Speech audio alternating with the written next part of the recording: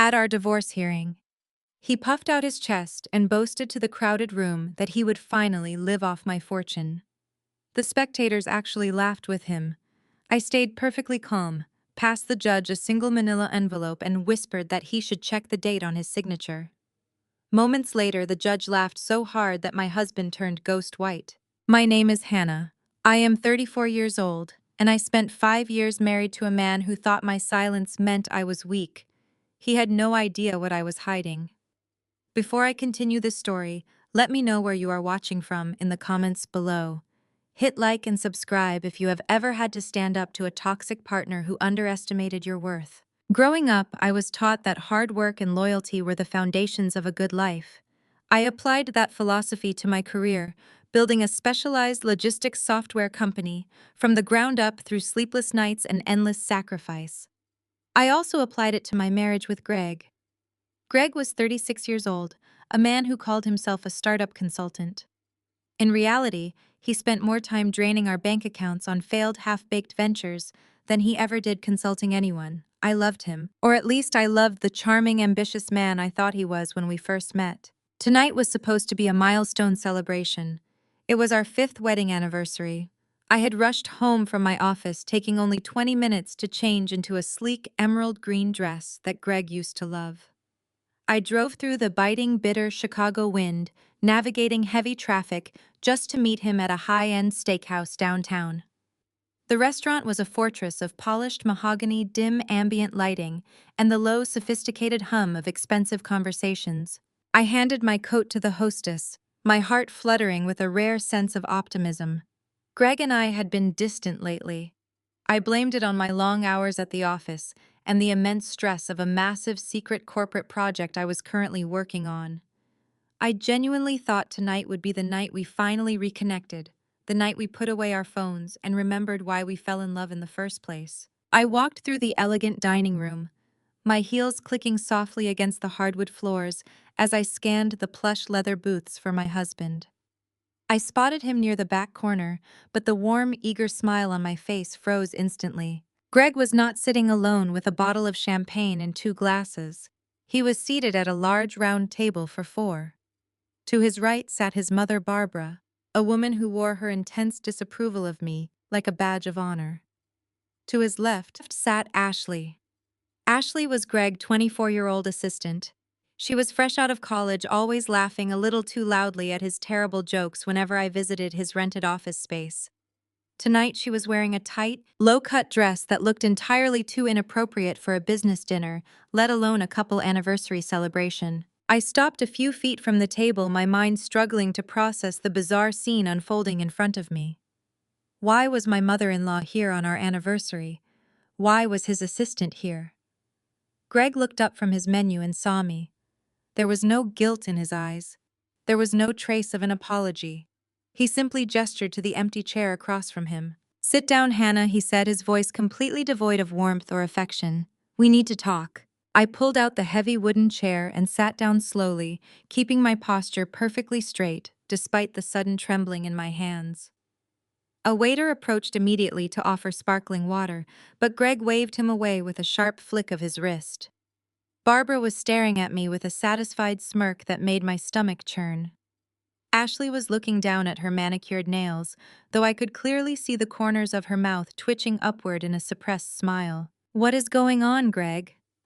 I asked, keeping my voice low and steady to avoid drawing attention from the neighboring tables. "I thought we were celebrating our anniversary. I thought it was just going to be the 2 of us tonight." Greg let out a short, harsh laugh that sounded loud in the quiet intimacy of the restaurant.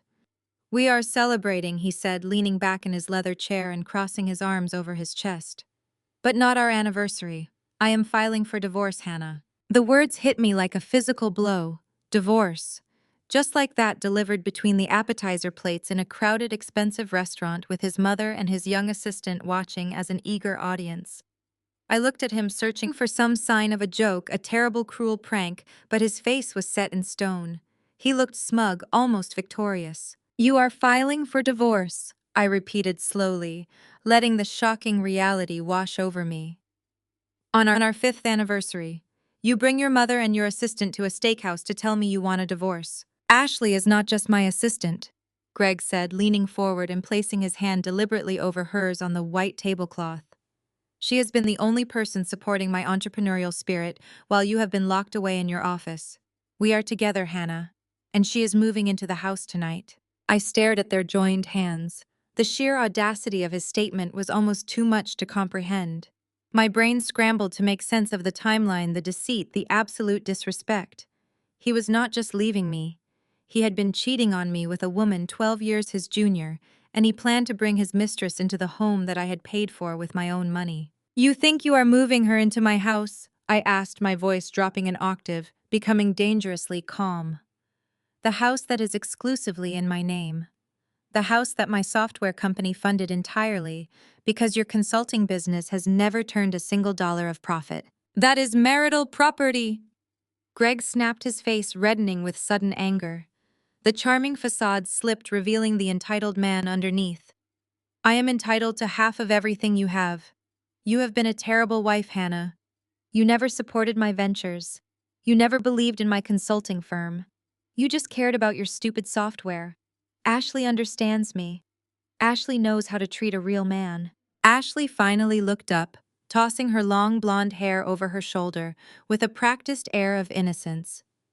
We really did not want to hurt you, Hannah, she said, her voice dripping with fake sugary sympathy. But Greg and I have a real deep connection. You have just been so neglectful and focused on yourself. It is not fair to keep him trapped in a loveless marriage when he deserves so much better. Before I could respond to the absolute delusion of this young girl, Barbara slammed her hand flat on the table, making the crystal glasses and heavy silver cutlery rattle loudly. She had been waiting patiently for her turn to strike, and she was not going to miss her moment. Do not you dare act like the victim here, Hannah Barbara practically shouted. Her voice carried sharply across the quiet dining room, causing several patrons at nearby tables to turn their heads and stare in our direction. I felt the heat rise in my cheeks as strangers began to watch our table, but Barbara did not care about creating a public spectacle. In fact, she seemed to relish the audience. She pointed a manicured finger directly at my face. You have been nothing but a selfish, cold, calculating woman since the day my son made the mistake of marrying you, Barbara declared. You ignored his needs. You starved him of affection and respect. And for what? For some selfish computer hobby. A computer hobby. That was how my mother-in-law described a highly specialized logistics software company that employed dozens of people and generated millions in annual revenue. To Barbara, if a woman was not staying home cooking dinners and catering to her husband every whim, she was failing at life. And in her eyes, I was the ultimate failure as a wife. My son is a brilliant man with a brilliant entrepreneurial spirit. Barbara continued, her voice rising even louder, completely oblivious to the waiter hovering nervously a few feet away. He could have been a millionaire by now if he had a wife who actually supported him instead of hoarding all the money for her little projects. You emasculated him, Hannah. You forced him to find a real woman who appreciates his genius. The absolute irony of her hateful words was staggering. Over the past 5 years, I had quietly and dutifully paid off over $100,000 of Greg failed business debts just to keep him out of bankruptcy. I had funded his lavish lifestyle, paid the lease on his luxury sports car, and kept a solid roof over his head while he played pretend businessman in coffee shops. I had endured his laziness, his constant entitlement, and his endless need for validation. And this was my reward. Being publicly humiliated by him and his vicious mother while his young mistress sat across from me in a restaurant I had dressed up for on the anniversary of the day I vowed to spend my life with him. The sheer betrayal was suffocating, wrapping around my throat and threatening to pull me under. But as I looked at the three of them sitting there with their smug, victorious smiles, expecting me to break down in tears and beg for my marriage, something inside me clicked into place. The grief vanished, replaced by a cold, calculating clarity. I reached for my glass of sparkling water and took a slow, deliberate sip. The ice chimed against the crystal, sounding incredibly loud in the sudden silence that had fallen over our table. I set the glass down and looked at the three of them. Greg was leaning back with his arm draped casually over the back of Ashley's chair. Ashley was still playing with her hair, trying to look innocent but failing miserably. Barbara was glaring at me with her arms crossed over her chest, waiting for my inevitable breakdown. They wanted tears. They wanted me to beg. They wanted a dramatic display of a broken woman realizing her husband was leaving her for a younger model. They were absolutely starving for the satisfaction of watching me fall apart right there in the middle of that expensive Chicago steakhouse. But I did not give them a single tear. I did not raise my voice. I simply sat there observing them like they were strangers I had never met before. The silence stretched on, becoming increasingly uncomfortable for them, while I found a strange new comfort in it. Greg shifted in his seat. His smug expression faltered just a fraction when I did not react the way he had scripted in his head. He cleared his throat, preparing to say something else to twist the knife deeper, but he was interrupted. The waiter materialized beside our table holding a heavy black leather folio.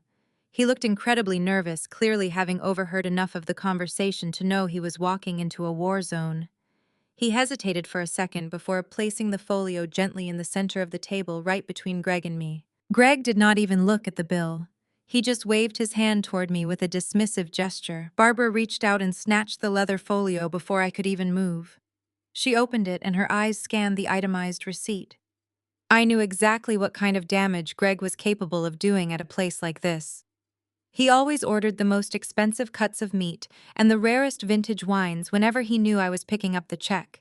Barbara let out a sharp breath of satisfaction as she looked at the final total. She closed the folio with a loud snap and slid it directly across the white tablecloth until it hit the base of my water glass. "The total is $1,500, Barbara announced, her voice dripping with venom. "Since you have completely ruined my son's life with your selfish ambition, you can at least pay for his farewell dinner. It is the absolute least you can do after wasting 5 years of his prime." I looked down at the black leather folder. $1,500. They had deliberately ordered the most extravagant items on the menu to celebrate the end of our marriage, and they fully expected me to fund their celebration. Ashley leaned forward, resting her chin on her hand, and gave me a condescending pout. "Thank you, Hannah," she said softly. "The champagne was absolutely lovely. We really appreciate you taking care of this so Greg and I can focus on our future together." I kept my face entirely blank. I opened my designer clutch and pulled out my wallet. I did not reach for our joint personal credit card, the one Greg constantly overdrew with his failed consulting expenses. Instead, I slid out my heavy metal corporate black card. It caught the dim restaurant lighting as I placed it securely inside the leather folio. I pushed the folder toward the edge of the table for the waiter who was hovering a few feet away. "Please take care of this," I told the waiter, my voice calm and perfectly polite. "Keep the change and add a generous tip for your trouble tonight." The waiter nodded quickly, snatching the folio and hurrying away toward the safety of the kitchen. Greg watched the exchange with a sudden tightness in his jaw. My lack of emotion was infuriating him. He needed me to be devastated to validate his decision to leave. His ego demanded that I fight for him, that I prove his worth by begging him to stay. By simply paying the bill and remaining silent, I was denying him the very reaction he craved. I calmly reached down and picked up my clutch. I smoothed the fabric of my emerald green dress, the dress I had worn specifically because he used to love it. It meant nothing now. I stood up from the table. My posture was perfectly straight. I looked down at Greg. His face was starting to turn a mottled shade of red. He hated being ignored. He hated feeling small. "I hope you and Ashley have a wonderful evening, Greg," I said, my tone as pleasant as if I were wishing a stranger a good weekend. "Enjoy the house tonight." I turned around and began walking away. I did not rush. I did not look back. I took measured, confident steps across the dining room floor. But Greg could not handle my graceful exit. The realization that I was simply walking away without a fight shattered his carefully constructed facade. He pushed his chair back violently. The wood scraped loudly against the floor, causing dozens of people to turn their heads. "Hannah," he shouted, his voice echoing off the mahogany walls. I kept walking, but his words chased after me, carrying the full weight of his greed and entitlement. "Do not think you are walking away from this that easily," he yelled across the crowded restaurant. "My lawyers are filing the paperwork tomorrow morning. They are going to freeze every single one of your accounts by dawn. You cannot hide your money from me. I own half of that company. I own half of everything you have ever built." I reached the host stand at the front of the restaurant. The hostess was staring at me with wide, sympathetic eyes, having clearly heard Greg shouting his demands. I offered her a polite smile and handed over my valet ticket.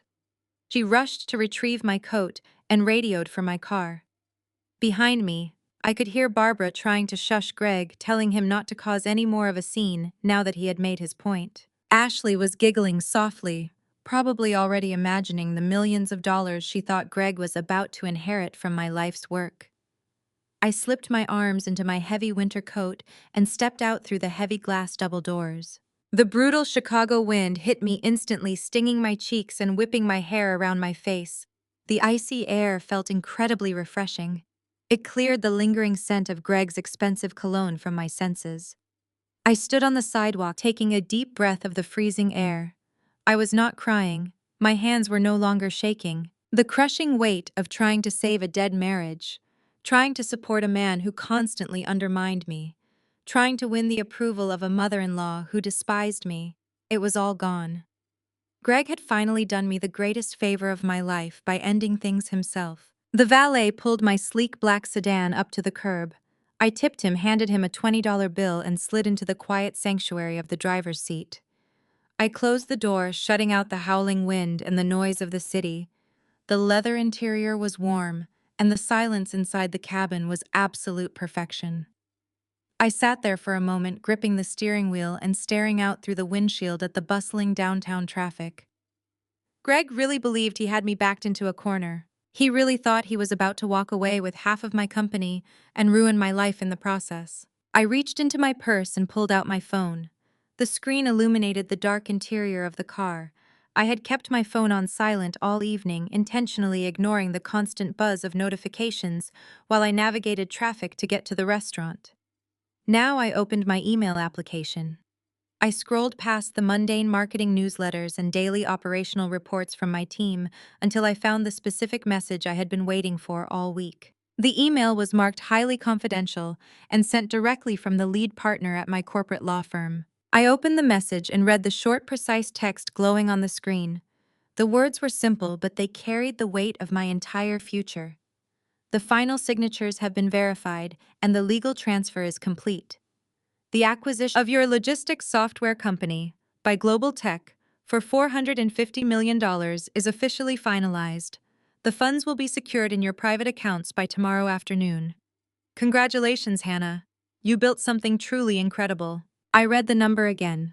$450 million, 5 years of non-stop work, 5 years of coding, analyzing, pitching, and building a specialized software that revolutionized supply chain management. I had poured my absolute soul into that company, while Greg drained our personal accounts on his foolish ventures.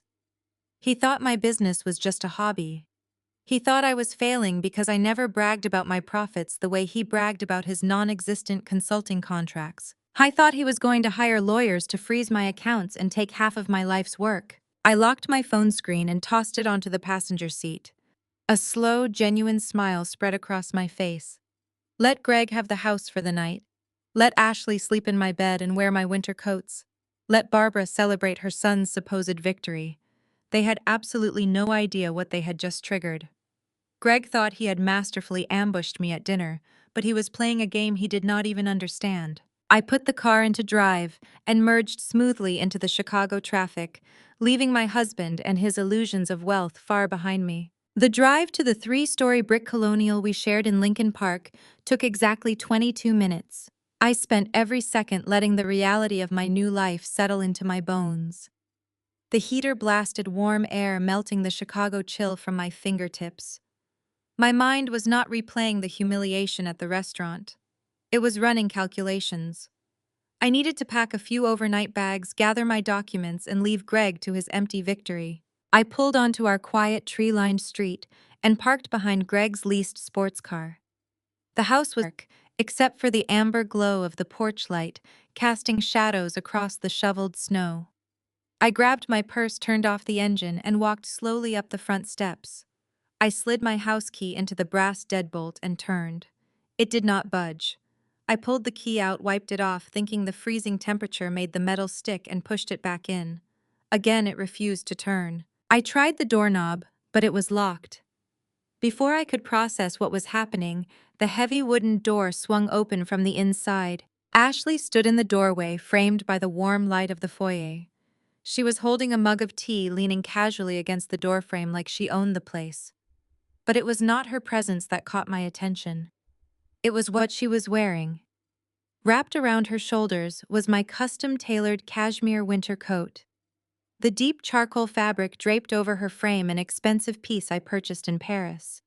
She had not just moved in. She was already rummaging through my closets and playing dress-up with my life. "Oh, hi! Hannah Ashley!" said her voice, dripping with that same fake sugary sweetness she had used at the restaurant. Greg called ahead and told me to get the locks changed immediately. He has a buddy who is a locksmith, so it was super easy.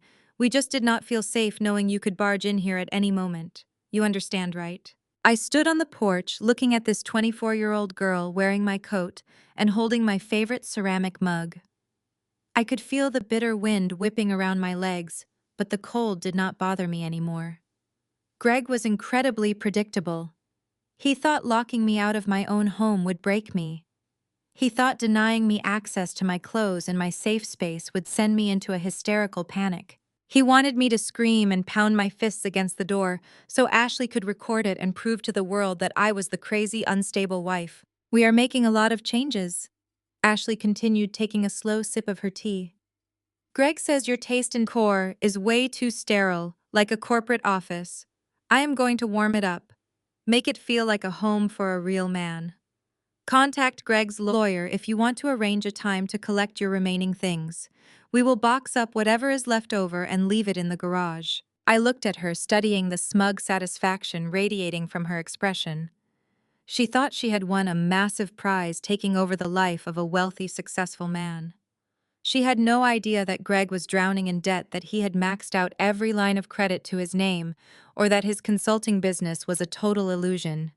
She was moving into a house that was legally solely in my name, bragging about redecorating it while wearing my stolen coat. "Keep the coat, Ashley," I said, my voice perfectly level and calm. "It looks a little big on you, but it gets very cold in Chicago. You are going to need it." Her smile faltered for a fraction of a second, confused by my complete lack of outrage. She had fully expected me to demand the coat back. She had expected a screaming match on the front porch for the entire neighborhood to hear. When I did not give her the reaction she desperately wanted, she shifted her weight and tightened her grip on the mug. "Greg is not going to change his mind, Hannah," she added, trying to sound authoritative. "You can stop pretending you do not care. We know you are devastated. Have a wonderful night, Ashley," I said, ignoring her completely.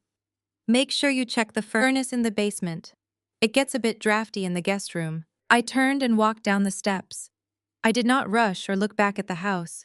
I simply walked to my car, unlocked the heavy doors, and slid back into the warm driver's seat. I watched in the rearview mirror as Ashley stood on the porch, looking deeply unsatisfied before retreating inside and shutting the heavy wooden door. Greg thought denying me access to my property would force me into submission. But he failed to realize one crucial detail. A house is just bricks and drywall. I had $450 million hitting my private accounts by tomorrow afternoon. I could buy an entire city block in Lincoln Park if I wanted to. I put the car into reverse, backed out of the driveway, and drove away from the life I had known for 5 years without a single regret. I headed straight back toward downtown Chicago. The skyline rose in the distance, pushing back against the dark winter sky. I navigated toward the riverfront, pulling my car up to the grand entrance of one of the most exclusive luxury hotels in the city. The valet rushed forward to open my door, a stark contrast to the ugly scene I had just left behind. I walked into the soaring marble lobby. The air smelled of orchids and expensive cedar. I approached the concierge desk, my heels clicking softly against the pristine stone floor. The man behind the desk greeted me with a professional smile. "Good evening, madam," he said. "How may I assist you tonight?" "I need your top-tier penthouse suite," I replied calmly, handing him my corporate black card. "The one with the panoramic city views and the private executive workspace. I will be staying for an extended period. Let us start with a reservation for the next 30 days, and we can extend it from there." The concierge barely blinked at the request, despite the astronomical cost associated with booking their premier penthouse for an entire month. He tapped quickly on his keyboard, processing the transaction with absolute discretion. "We have our presidential penthouse available on the top floor," he confirmed, handing my card back along with a pair of sleek black keycards. "It features a private elevator entrance, a full executive office, a master suite, and a dedicated concierge. Shall I have someone assist you with your luggage?" "I do not have any luggage," I said, offering a small, polite smile. "I will be ordering a completely new wardrobe tomorrow morning. For tonight, I just need privacy and perhaps a pot of fresh coffee sent up to the room." "Right away, madam," he said, bowing his head slightly. "Enjoy your stay." I took the private elevator to the top floor. The brass doors slid open to reveal a stunning penthouse suite spanning the entire corner of the building. Floor-to-ceiling windows offered a breathtaking view of the winding Chicago River and the glittering skyscrapers stretching into the freezing night. The expansive living area was decorated in deep, rich velvet and dark polished wood, exuding an atmosphere of absolute power and sophisticated luxury. The executive office sat tucked in the corner, separated by frosted glass double doors, featuring a massive custom mahogany desk and dual monitors ready for immediate use. A silver tray holding crystal glasses rested perfectly on the marble table. This was not just a hotel room, this was my war room. I walked over to the expansive windows and looked out over the glowing city below. I was standing hundreds of feet above the icy streets, feeling completely untouchable and in control of my own destiny. Greg thought he had thrown me out into the biting winter cold. He thought he had taken everything of value from me by locking a simple wooden door. He had absolutely no idea he had just handed me the ultimate freedom to methodically and completely destroy his entire life. I reached down and took off my designer heels, feeling the plush carpet sink beneath my tired feet. I walked straight over to the enormous mahogany desk, sat down in the heavy leather executive chair, and slowly opened my silver laptop.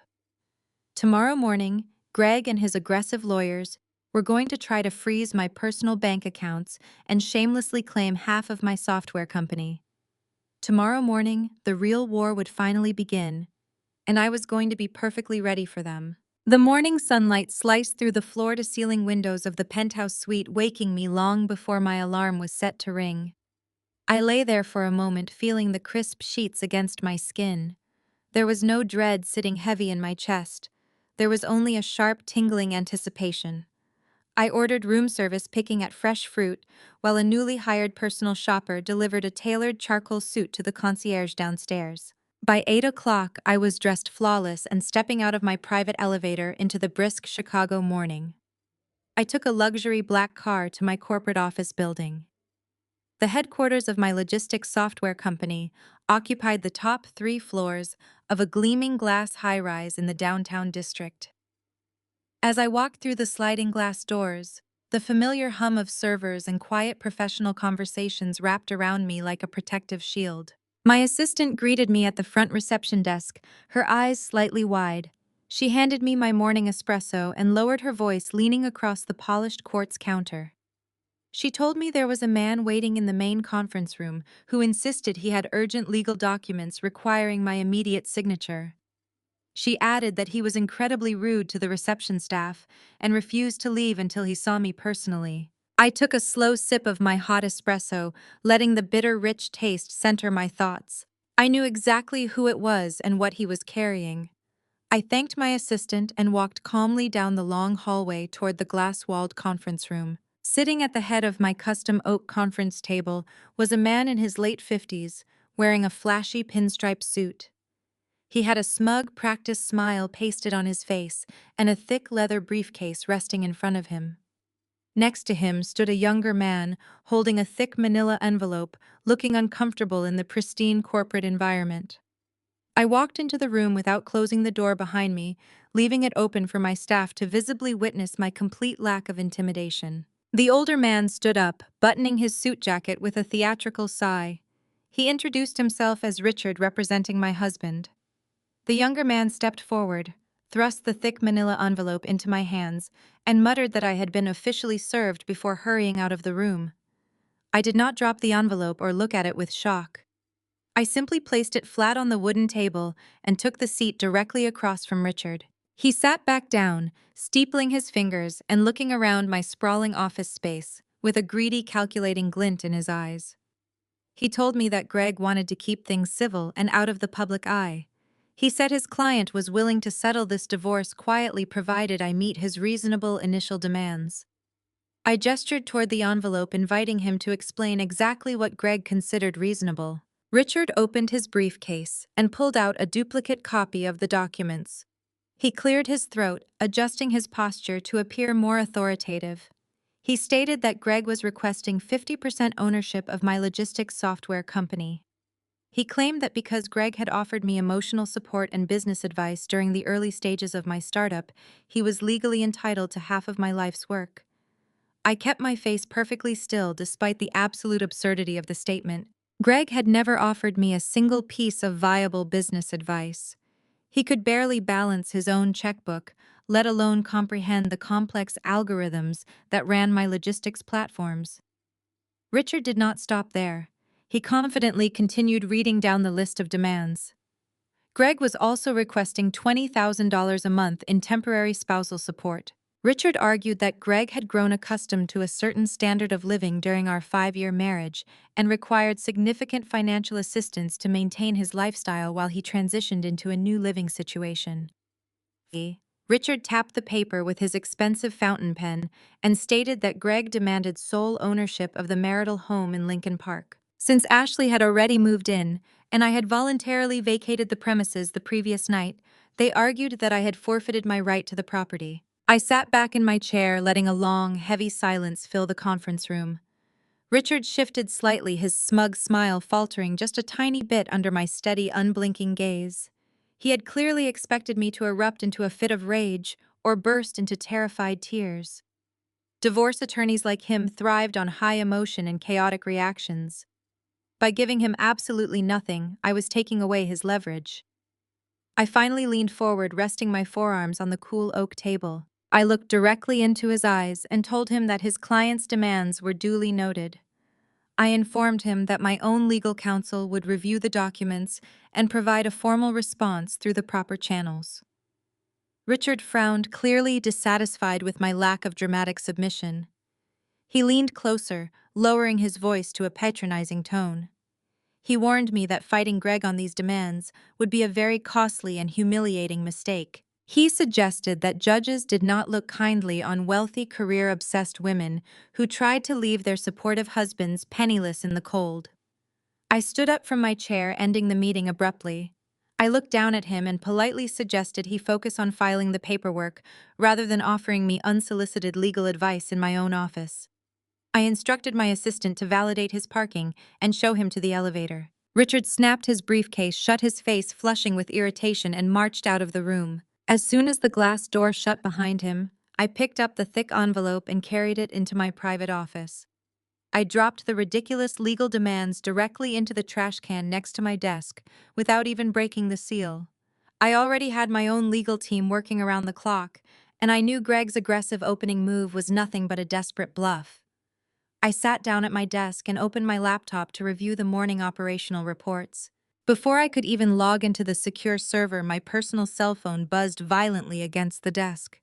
Then it buzzed again, and again. A relentless stream of notifications began flooding my screen. I picked up the phone and saw dozens of unread text messages from aunts, uncles, and cousins I had not spoken to in months. I swiped open the first message from my older cousin. It urged me to stop being so cruel and just give Greg what he needed to survive. Another text from my aunt pleaded with me to keep the peace and settle the divorce quietly before I ruined the family reputation. I furrowed my brow, confused by the sudden coordinated influx of unsolicited advice. I opened my social media applications and the reason became instantly horribly clear. Barbara had launched a massive, highly targeted public smear campaign across every social media platform available. She had posted a long, dramatic essay detailing the tragic end of her son's marriage.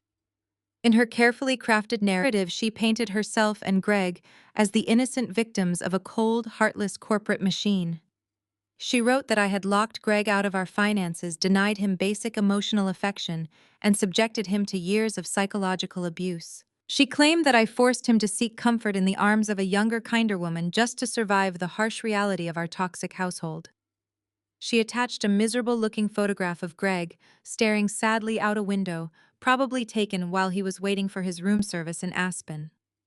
The post had already garnered hundreds of likes, comments, and shares from their extended circle and my own distant relatives.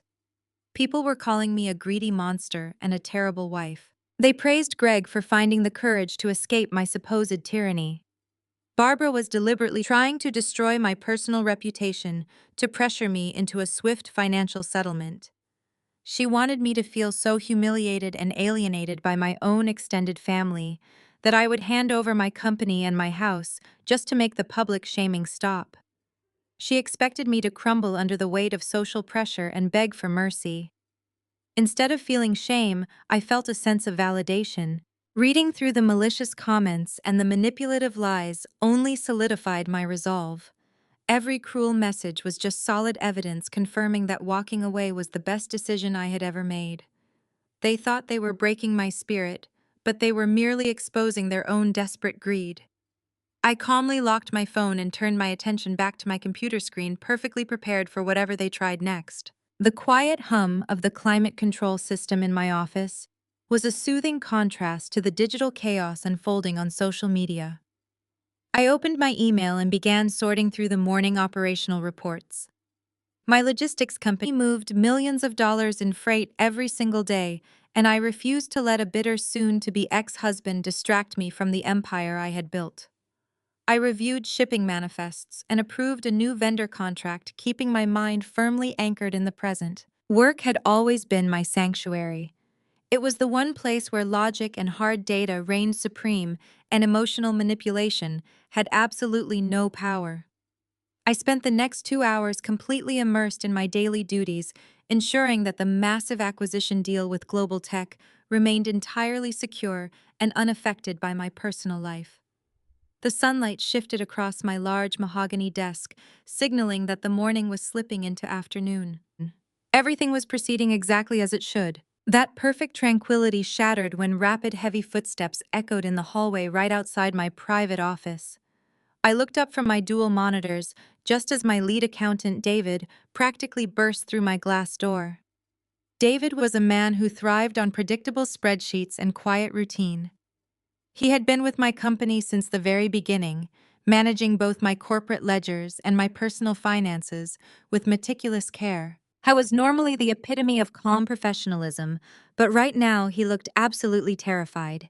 His face had drained of all color, leaving his skin a pale, sickly gray. He was clutching a thick stack of freshly printed financial statements to his chest, like a life preserver, and his breathing was shallow and erratic. He did not even bother to knock before closing the heavy glass door firmly behind him and locking it.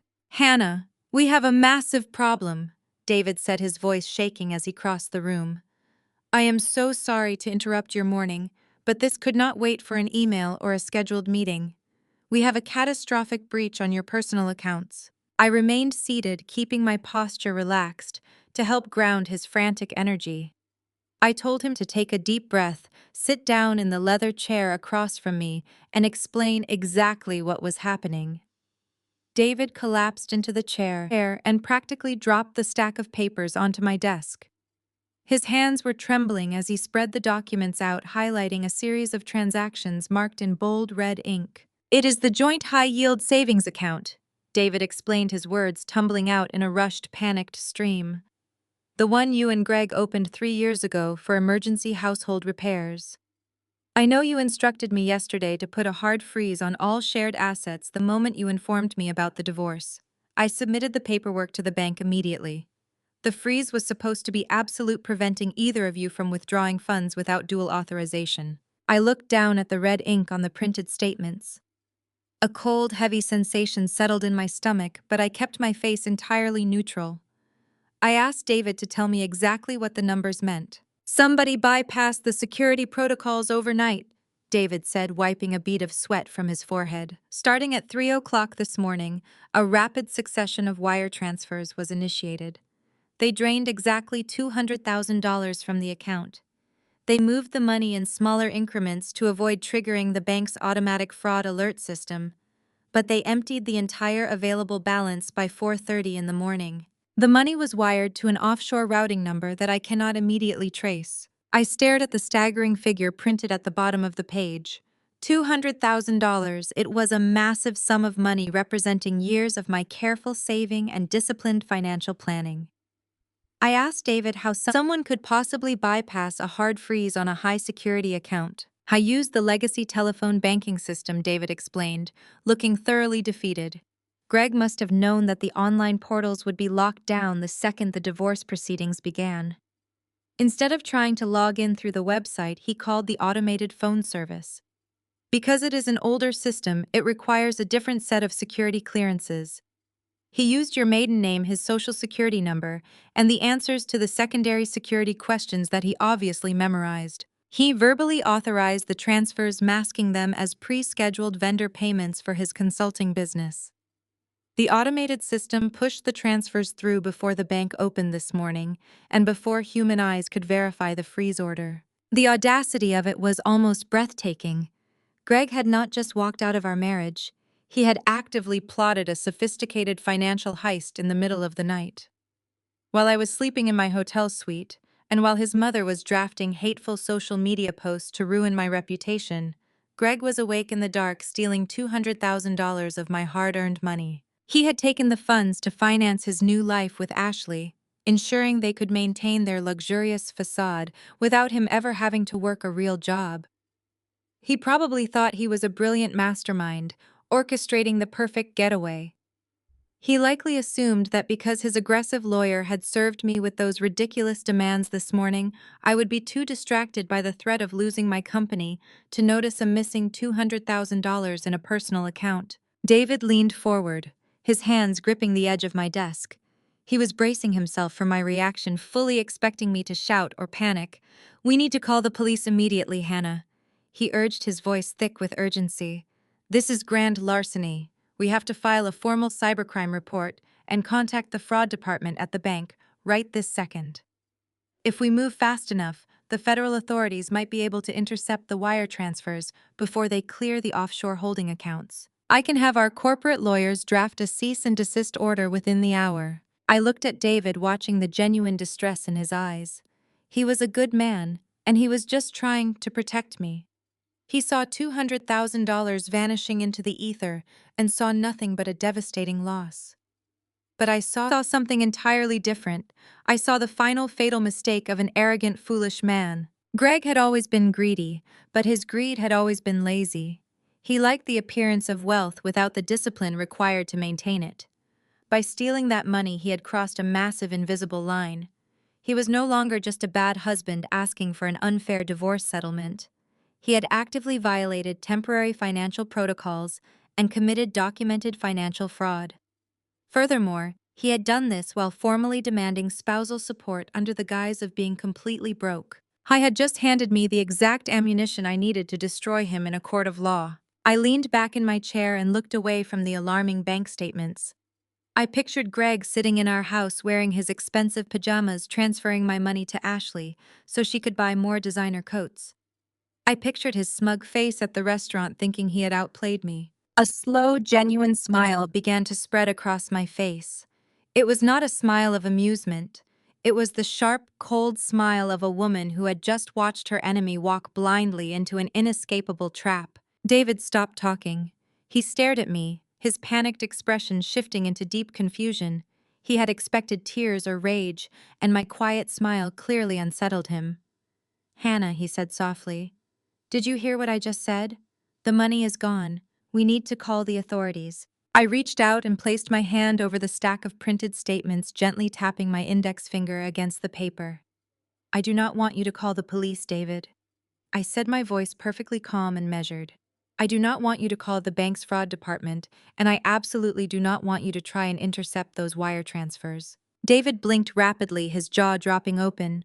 "But Hannah," he protested, "that is $200,000. He stole it from you." "I know he did," I replied smoothly, "and I want you to meticulously document every single second of that theft."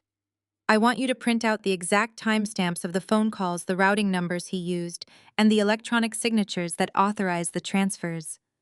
I want you to build a comprehensive, irrefutable paper trail proving exactly how and when Greg committed this fraud. Make 3 copies of everything and lock the original documents in the corporate safe. David shook his head, still struggling to understand my logic. But if we do not report it now, he is going to spend it all. He is probably booking luxury vacations and buying expensive gifts for that girl right this minute. We will never see that money again. I looked directly into David's eyes, letting the full weight of my strategy settle over the room. I let my smile widen just a fraction, feeling a thrilling rush of absolute control. Let him spend it, I told my accountant, my voice carrying a quiet, lethal certainty. He just triggered the trap. David stood completely frozen for a long moment before he finally gave a slow, uncertain nod. He gathered the printed financial statements with shaking hands, holding them against his chest, as if they might catch fire.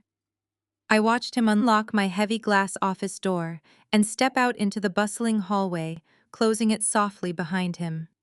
The sudden quiet of my executive office wrapped around me, providing the perfect space to reflect on the monumental mistake my husband had just made. I turned my leather chair toward the floor-to-ceiling windows, looking out at the sprawling Chicago skyline. The gray winter clouds were rolling in fast, mirroring the storm that was about to hit Greg's life. He honestly thought he was a mastermind for stealing $200,000 from a shared savings account. He had absolutely no idea that his fate was actually sealed 18 months ago by his own arrogant hand. My mind drifted back to a crisp autumn evening a year and a half prior. It was a Tuesday, and the air inside our Lincoln Park home had been thick with unspoken resentment. At the time, my logistics software company was in the middle of a massive research and development phase. I was pouring every spare cent of corporate revenue back into the algorithm, working 90-hour weeks to perfect the code that would eventually make me hundreds of millions of dollars. To an outsider, or to a husband who never bothered to look past the surface, my company looked like a chaotic money pit. I was taking on temporary corporate debt to scale the infrastructure, and Greg viewed my intense dedication as a pathetic, desperate attempt to save a failing business. During that same period, Greg had developed a sudden, intense fascination with a young, ambitious girl named Ashley. Back then, he claimed she was just a promising consulting client who needed his expert guidance to launch a luxury lifestyle brand. He would spend hours pacing around our living room talking about her vision for high-end organic skincare and bespoke wellness products. He was completely blinded by her flattery. He wanted to dump a massive amount of our marital funds into her doomed company to play the role of the wealthy, influential venture capitalist. But there was a problem. He knew that as long as we were married, our assets were legally intertwined. He also genuinely believed that my software company was on the verge of spectacular bankruptcy, and he was terrified that my corporate liabilities would swallow up his personal wealth before he could build an empire with Ashley. That Tuesday evening, Greg walked into the kitchen while I was making a simple cup of tea. He dropped a thick stack of legal documents onto the granite island. The heavy thud of the paper made me jump. He stood there wearing a perfectly tailored suit and a look of absolute disdain. He told me that he could no longer tie his financial future to my sinking ship. He said my business was a massive liability, and he refused to let my inevitable failure drag down his consulting career. He pointed to the stack of papers and declared that his lawyers had drafted a comprehensive post-nuptial agreement. I remember looking down at the crisp white pages, feeling a strange mix of shock and cold realization. A post-nuptial agreement is a serious legal maneuver designed to completely sever the financial ties between a married couple. Greg explained his demands with brutal efficiency. He wanted a legally binding document that strictly separated our business assets and completely shielded him from my corporate debts. I demanded that any company I built, owned, or operated would be entirely my sole property and responsibility, just as his consulting firm and future investments would belong exclusively to him. He wanted to make sure that when my software company collapsed, my creditors could not touch his bank accounts or the money he planned to funnel into Ashley's lifestyle brand. He did not ask for a discussion. He demanded a signature. He told me that if I did not sign the agreement, he would file for divorce the very next morning to protect himself from my financial ruin. He stood in my kitchen threatening to destroy our marriage over his own fabricated fears while secretly planning to finance another woman's dream. I did not argue with him. I did not cry or beg him to reconsider. I picked up the heavy stack of legal documents and read through every single page with quiet precision. His aggressive divorce attorneys had done a remarkably thorough job. The clauses were ironclad, locking us out of each other's business ventures with no loopholes or exceptions. The agreement explicitly stated that Greg waived all current and future rights to my software company, regardless of its future valuation or success. In his rush to protect himself from my supposed debts, he was legally blinding himself to my potential wealth. On the morning of October 14th, we sat across from each other in a sterile conference room at his lawyer's downtown office. The air was thick with tension. A licensed notary public sat at the head of the table, sliding the final signature pages toward us. Greg signed his name with a gold fountain pen, pressing hard into the paper with a look of absolute triumph on his face. He truly believed he had outsmarted me. He believed he was severing himself from a sinking ship and securing his path to becoming a luxury lifestyle mogul. I picked up a simple black pen and signed my name next to his. The notary stamped the pages, finalizing the total separation of our business assets. Greg walked out of that office looking like a man who had just won the lottery. I immediately took a massive lump sum from his personal accounts and dumped it straight into Ashley's brand. He thought he was untouchable. But Greg's business instincts were always notoriously terrible. Less than a month after we signed the post-nuptial agreement, Ashley's entire luxury lifestyle company went completely bankrupt. She had blown through his investment on expensive marketing parties and useless influencer packages without securing a single viable product line. The business collapsed spectacularly, leaving Greg with nothing but a massive bruised ego and a completely empty investment portfolio. Greg panicked. He realized he had just wasted a fortune on a pipe dream and legally severed himself from his wife. But instead of confessing his failure, he chose the path of deliberate ignorance.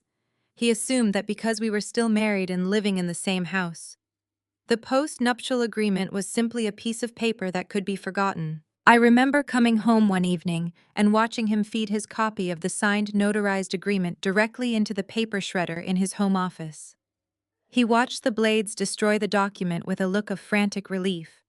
He honestly thought that by shredding his copy, he was magically erasing the legal boundary he had demanded. He assumed that since my company had not actually gone bankrupt, he could simply resume his position as a supportive husband entitled to half of my eventual success. He had absolutely no idea that I never destroyed my copy. The morning after he shredded his documents, I took a quiet drive to my personal bank branch in the suburbs. I walked into the secure vault area carrying a slim leather folder. Inside that folder was the original pristine and fully notarized copy of our post-nuptial agreement. I slid the documents into a steel safety deposit box, locked it securely, and walked out of the bank with the only key. I kept that secret buried deep inside me for 18 long months, waiting patiently as my software company grew from a struggling startup into a multi-million-dollar enterprise. I watched him act like an arrogant king in a castle I paid for, knowing the entire time that he had legally signed away his crown. I snapped back to the present moment, letting the memory fade as I looked out at the Chicago skyline. Greg had just stolen $200,000 because he thought he was entitled to my wealth. He thought his lawyers were going to freeze my corporate accounts and hand him half of a $450 million acquisition. He thought shredding his copy of the contract meant the contract ceased to exist. I turned my chair back toward my desk and gently touched the polished wood. The trap was not just set. The trap had been sitting quietly in the dark for a year and a half, waiting for the perfect moment to snap shut. Let Greg hire the most aggressive, expensive divorce attorneys in the city. Let Barbara run her vicious smear campaigns on social media. Let Ashley pick out new curtains for my house. They were fighting a war they had already lost on October 14th. I took a deep breath of the cool, conditioned air in my office, feeling a profound sense of peace. The destruction of Greg's life was not going to be a loud, messy brawl. It was going to be a quiet, clinical execution. I needed an expert to ensure my documentation was absolutely flawless. I dialed a number I kept saved for sensitive corporate audits. The man who answered was named Thomas. He was a forensic accountant with a reputation for being ruthless, methodical, and utterly discreet. I explained the situation briefly over the phone, detailing the unauthorized withdrawal of $200,000 from a joint account supposed to be frozen by a temporary court order. Thomas simply asked for my current location and told me he would be there within the hour. I spent 45 minutes transforming the expansive dining table in my hotel penthouse into a secure command center. I laid out the printed bank statements David had rushed to my office earlier. When a sharp knock sounded at the double doors, I let Thomas inside. He was a man carrying a heavy metal briefcase. He took one look at the panoramic view of the Chicago skyline, then immediately sat down at the table. He pulled out a secure encrypted laptop and a thick stack of blank legal notepads. We got straight back to work. I handed Thomas the printed statements showing the rapid sequence of wire transfers that drained my personal savings account. He pointed out exactly how Greg structured the transfers to bypass the bank's automated fraud detection algorithms. The money was moved in specific tiered increments just below the threshold that would trigger an immediate manual review. Greg clearly researched how to game the legacy telephone banking system. He used an outdated interface relying on voice prompts and keypad entries rather than secure mobile application tokens. Thomas connected his laptop to my secure corporate server and initiated a deep dive into the transaction logs. We needed to prove beyond a shadow of a doubt that Greg was the person on the other end of that phone line. We needed to show he knowingly and maliciously violated the temporary financial restraining order that goes into effect the moment divorce papers are filed. Greg's own lawyer filed the initial paperwork yesterday morning, meaning the legal freeze was active when Greg made those calls in the middle of the night. We spent the afternoon building a timeline so precise it left no room for deniability. Thomas managed to subpoena the digital audio logs from the bank's customer service switchboard, using a rapid legal request through my corporate attorneys. We sat in the quiet penthouse listening to the crackling audio recordings of Greg's voice. We listened as he typed in my maiden name, his social security number, and the answers to my personal security questions. He told the automated system he was paying vendors for his consulting business. It was textbook wire fraud recorded in crisp high-definition audio. Thomas documented every single keystroke Greg made during those calls. He created a massive spreadsheet linking the audio timestamps to the exact moments the money left the account. We needed to track exactly where the stolen funds had gone. Greg thought he was clever by routing the money to an offshore holding account, but he left a massive digital footprint. Thomas traced the routing numbers through a series of shell companies that eventually led straight back to a domestic limited liability corporation. We pulled the public registration records for that specific corporation. The company was registered entirely under Ashley's name. Greg stole $200,000 of my hard-earned money and deposited it directly into a fresh bank account controlled by his 24-year-old mistress. He was funding their new life together with my capital while demanding $20,000 a month in spousal support, claiming he was destitute. The sheer arrogance of his plan was staggering.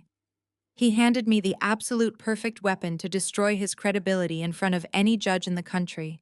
Thomas spent the next 3 hours compiling all the evidence into a thick, comprehensive physical dossier. He printed out the transaction logs, the audio transcripts, the routing histories, and the corporate registration documents for Ashley's shell company.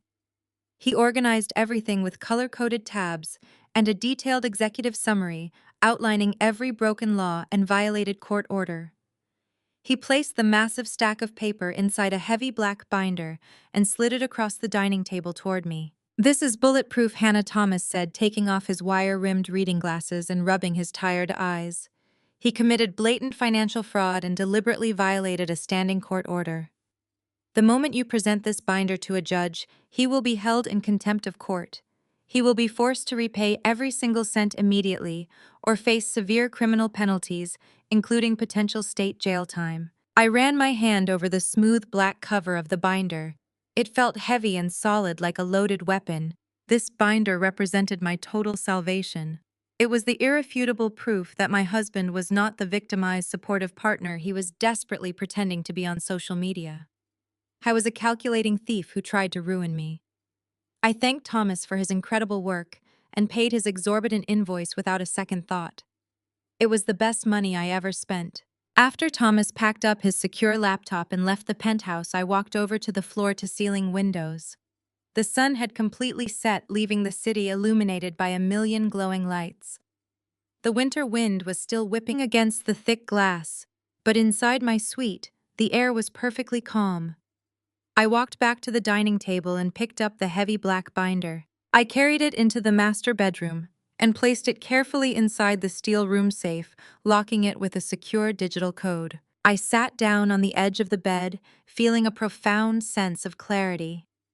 Greg and his mother were currently spending their evening celebrating their supposed victory.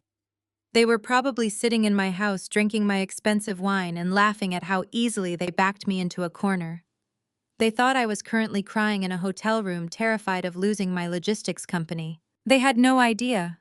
I just spent my entire day methodically building a legal guillotine with their names carved right into the blade. I lay back against the soft white pillows and stared up at the ceiling.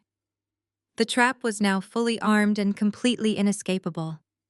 I had the original notarized post-nuptial agreement safely locked away in a bank vault, proving Greg had zero legal claim to my $450 million company. I now had a comprehensive forensic accounting dossier proving he was a thief who violated court orders and funded his mistress with stolen money. I had everything I needed to walk into a courtroom and strip away every single illusion he ever built. The only thing left to do was wait for the perfect moment to strike. I needed Greg to feel incredibly confident. I needed him to walk into the final legal proceedings bloated with arrogance and false security. I needed him to stand in front of a judge and publicly claim he was an honest, supportive husband, entitled to my wealth. I closed my eyes, letting a slow, deep breath fill my lungs. The destruction of Greg's life was fully prepared. All I had to do now was sit back in the shadows and watch him dig his own grave deeper and deeper with every arrogant step he took. The following morning arrived with a brilliant sun reflecting off the icy Chicago River. I sat at the heavy mahogany dining table in my penthouse suite, holding a steaming cup of black coffee. The large forensic accounting binder was safely locked away in the bedroom safe, but the work was far from over. I opened my personal laptop and logged into an anonymous social media account I had created specifically for this purpose. I knew Greg better than anyone. I knew his deep, pathetic need for constant public validation. He could never just take the money and lay low. He needed an audience to witness his supposed triumph. I navigated to Ashley's public profile, and the very first image confirmed my exact suspicions. They were not in Chicago anymore. They had flown out to Aspen, Colorado. The photograph showed Ashley standing on the tarmac of a private airfield wrapped in a white fur coat that probably cost $5,000. Behind her sat a chartered private jet. She was holding a plastic cup of champagne and blowing a kiss to the camera. The caption was a masterclass in tone-deaf arrogance. It read, "Touching down in a winter wonderland. Thank you to my amazing man for spoiling me. Time for our hashtag new beginnings." I took a slow sip of my coffee and let out a soft laugh. Greg had literally stolen $200,000 from a frozen marital account and immediately booked a private jet to a luxury ski resort. I was burning through the stolen funds with absolute reckless abandon. I clicked through the rest of her social media stories, watching the progression of their extravagant getaway. The next video showed them pulling up to a massive 5-star ski lodge in a chauffeured luxury SUV. Greg was carrying brand new custom snowboards and wearing a matching designer ski suit that still had the pristine look of something bought just hours ago. He turned to the camera and gave a wide, triumphant grin, wrapping his arm around Ashley's waist. He looked like a man who believed he was entirely invincible. He thought he had outsmarted his cold corporate wife and was finally living the life of a wealthy mogul. I meticulously took screenshots of every single post, every video frame, and every location tag. I opened a secure folder on my desktop and labeled it Aspen Evidence. I dropped the screenshots into the folder, carefully documenting the timestamps and the captions. I did the mental math as I reviewed the images. Private jet charter $30,000. Five-star lodge in Aspen during peak season $20,000. Designer winter wardrobes $10,000. He was rapidly depleting the stolen money.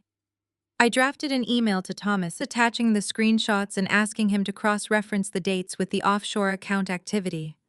I wanted the judge to see exactly where the missing joint funds went. I wanted the court to see Greg sipping vintage champagne while legally claiming he desperately needed $20,000 a month in spousal support just to survive. As I continued scrolling, I noticed the comment sections beneath Ashley's posts.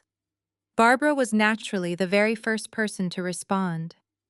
My mother-in-law left a series of heart emojis and a gushing comment about how happy she was to see her son smiling again.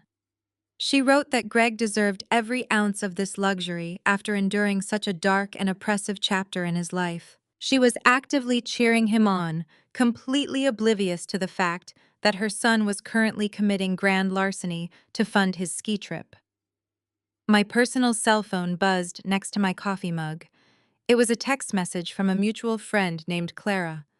Clara had always been a gossip, but she meant well.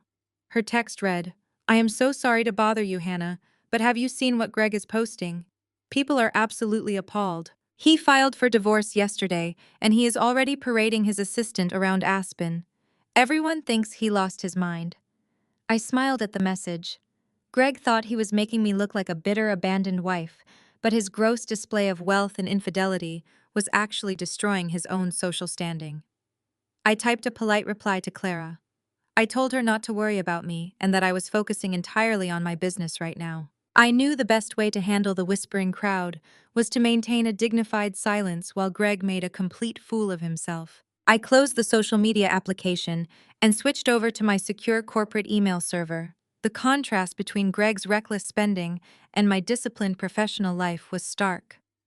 I had a scheduled video conference with the transition team from Global Tech to finalize the strategy for the $450 million acquisition. I spent the next 4 hours walking through complex software integration protocols. I engaged with brilliant engineers and top-tier executives commanding the virtual room with absolute authority. None of them knew my husband had locked me out of my house or that I was currently living in a hotel suite. They only saw the successful, focused founder of a highly profitable logistics empire. My divorce attorney called me shortly after the conference concluded. She informed me that the initial court hearing had been scheduled for early next month. She also mentioned that Greg's attorney had sent over another aggressive email demanding an immediate response to their settlement terms. They wanted me to surrender the house and agree to the spousal support before the hearing to save everyone time and legal fees. I instructed my attorney to ignore their demands completely. We were not going to negotiate with a thief. We were going to let him walk into that courtroom believing he had all the leverage in the world. Before I logged off for the evening, I checked the anonymous social media account one last time. Ashley had uploaded a new video. They were sitting at a secluded table in a high-end Aspen restaurant. The lighting was dim and romantic. A waiter brought over a bottle of extremely rare vintage champagne. The price tag on that single bottle alone was likely equivalent to a standard mortgage payment. Greg raised his crystal glass toward the camera. He looked directly into the lens and offered a toast to new beginnings. He took a sip of the expensive champagne, looking infinitely pleased with himself. I sat in my quiet penthouse and watched the short video loop 3 times. I did not feel a single drop of anger or betrayal. The emotional hold Greg once had over me was completely severed. All I felt was a profound, chilling anticipation. He was toasting to a future that did not exist. He was celebrating a victory he had not won. I was spending money that was going to cost him his freedom. I closed the laptop and walked over to the panoramic window. The Chicago streets below were covered in a fresh layer of white snow. The city looked peaceful and entirely under my control. Greg was busy building a house of cards on the side of a snowy mountain, and I was holding the exact match that was going to burn it all down to the ground. 3 days later, the scene shifted from the snowy peaks of Colorado to the polished marble floors of a private dining room in the heart of Chicago. I had reserved the entire back section of a Michelin-starred seafood restaurant to celebrate the finalization of the global tech acquisition.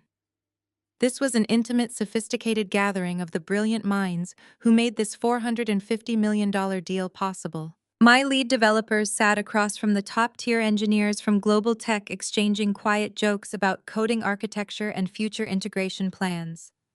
David, my fiercely loyal accountant, sat near the head of the table, discussing tax restructuring with their corporate counsel. I wore a tailored ivory pantsuit, holding a glass of sparkling water, listening to the CEO of Global Tech praise the seamless integration of our software platforms. We were equals celebrating a monumental industry shift. Then the heavy mahogany double doors at the entrance swung open with a loud, disruptive thud. The quiet hum of professional conversation died instantly. I slowly turned my head and watched as Greg strode into the room. He wore a dark velvet blazer over a crisp white shirt, his skin flushed with a fresh aspen sunburn. He carried himself with the exaggerated swagger of a man who firmly believed he owned the building. He had clearly tracked my location. He surveyed the room of wealthy tech executives and his eyes lit up with absolute greed. Greg bypassed his wife entirely and marched directly toward the head of the table where the CEO of Global Tech was sitting. He extended his hand with a booming, practiced laugh that shattered the elegant ambiance. "Good evening, gentlemen," Greg announced, his voice devoid of any shame. "I am Greg. I know my wife has been handling the day-to-day operational details of this transition, but I wanted to personally come down and welcome you to the family. I am the co-founder and soon-to-be 50% shareholder of this little enterprise." The CEO, an older man with decades of boardroom experience, slowly shook Greg's outstretched hand. He cast a quick, confused glance in my direction.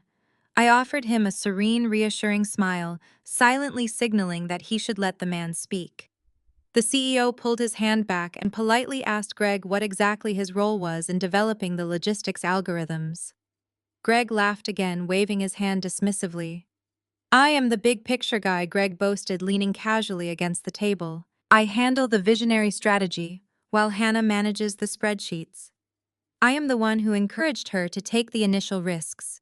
You need a strong man steering the ship when the waters get choppy." I sat perfectly still, watching him dig his grave with a golden shovel. Every word he spoke was a blatant lie, but it was also a fascinating display of his own delusion. He truly believed these seasoned executives would accept him as a tech visionary. The lead corporate counsel for Global Tech, a sharp, intelligent woman, narrowed her eyes and asked Greg to elaborate on his specific contributions to the intellectual property. Greg stumbled for a fraction of a second before quickly recovering with meaningless corporate buzzwords.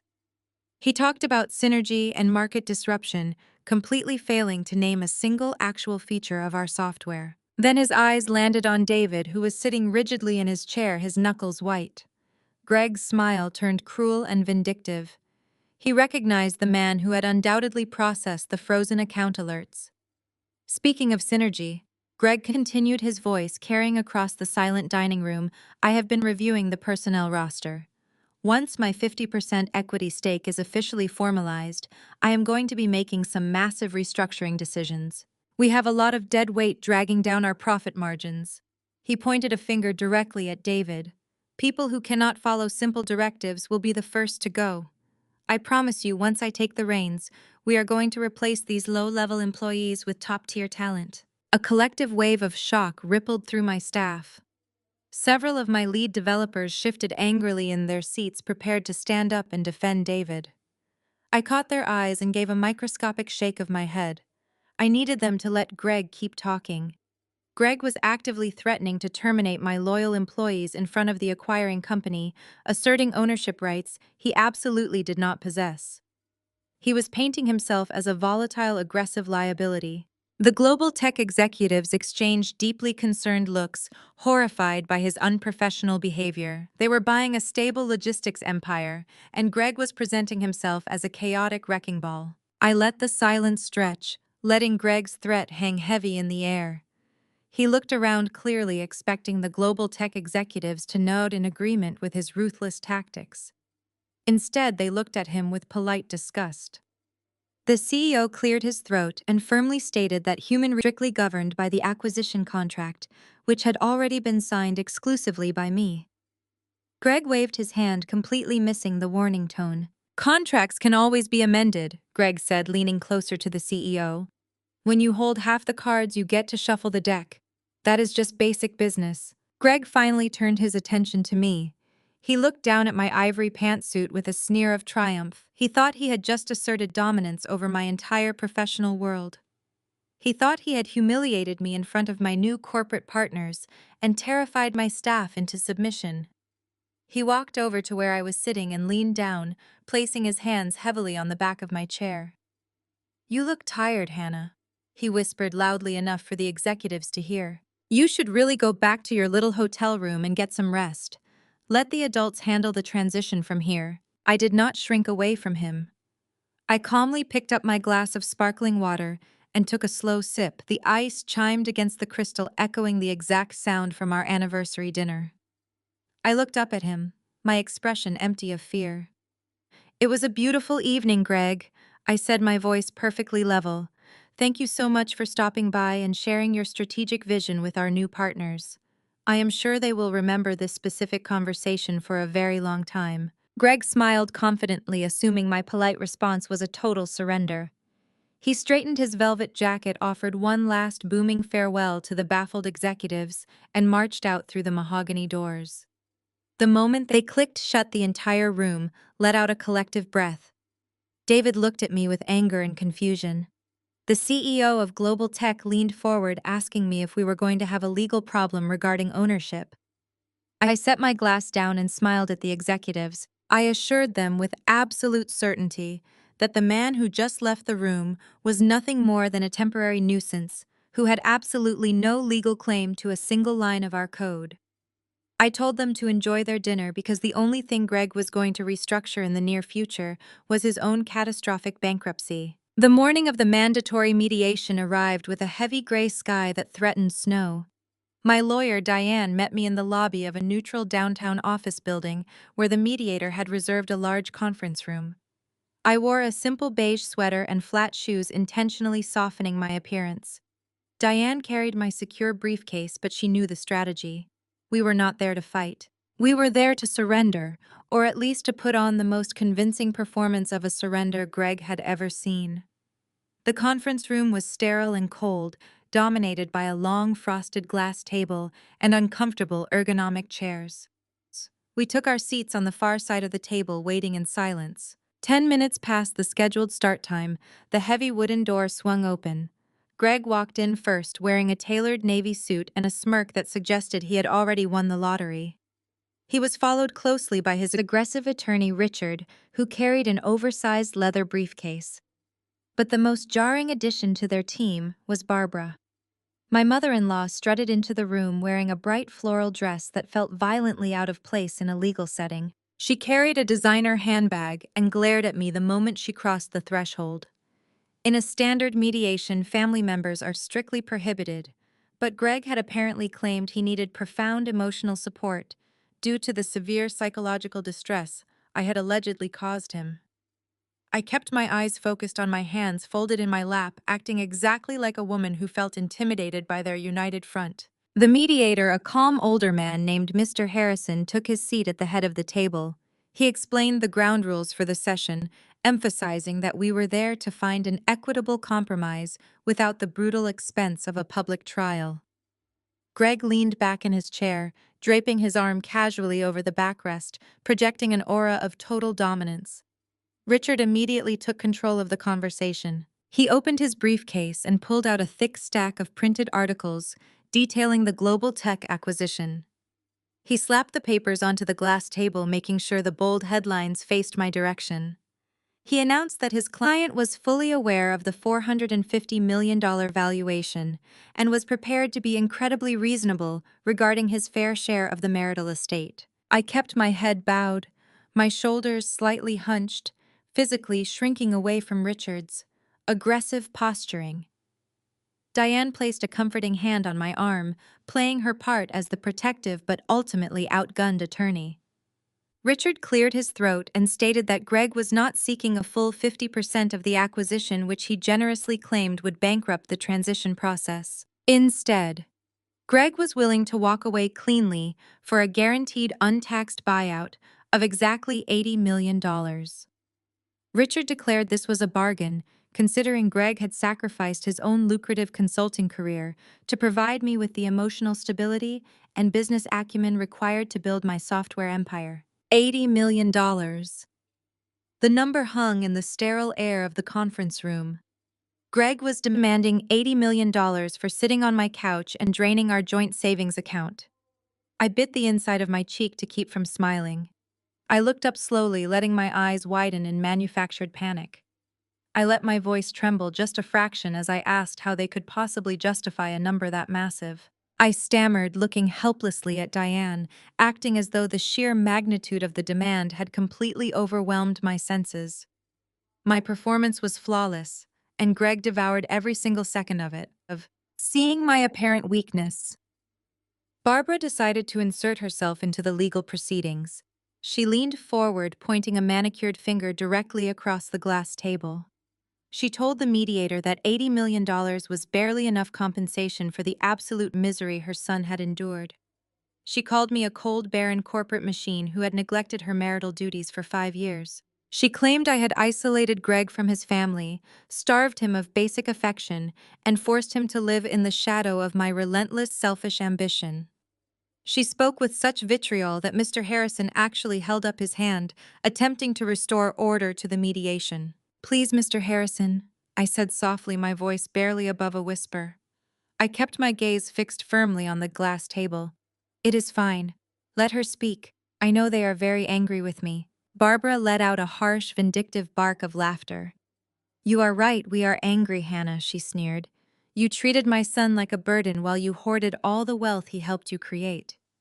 You drove him away with your endless working hours and your complete lack of feminine warmth. Ashley actually supports him. Ashley actually makes him feel like a man.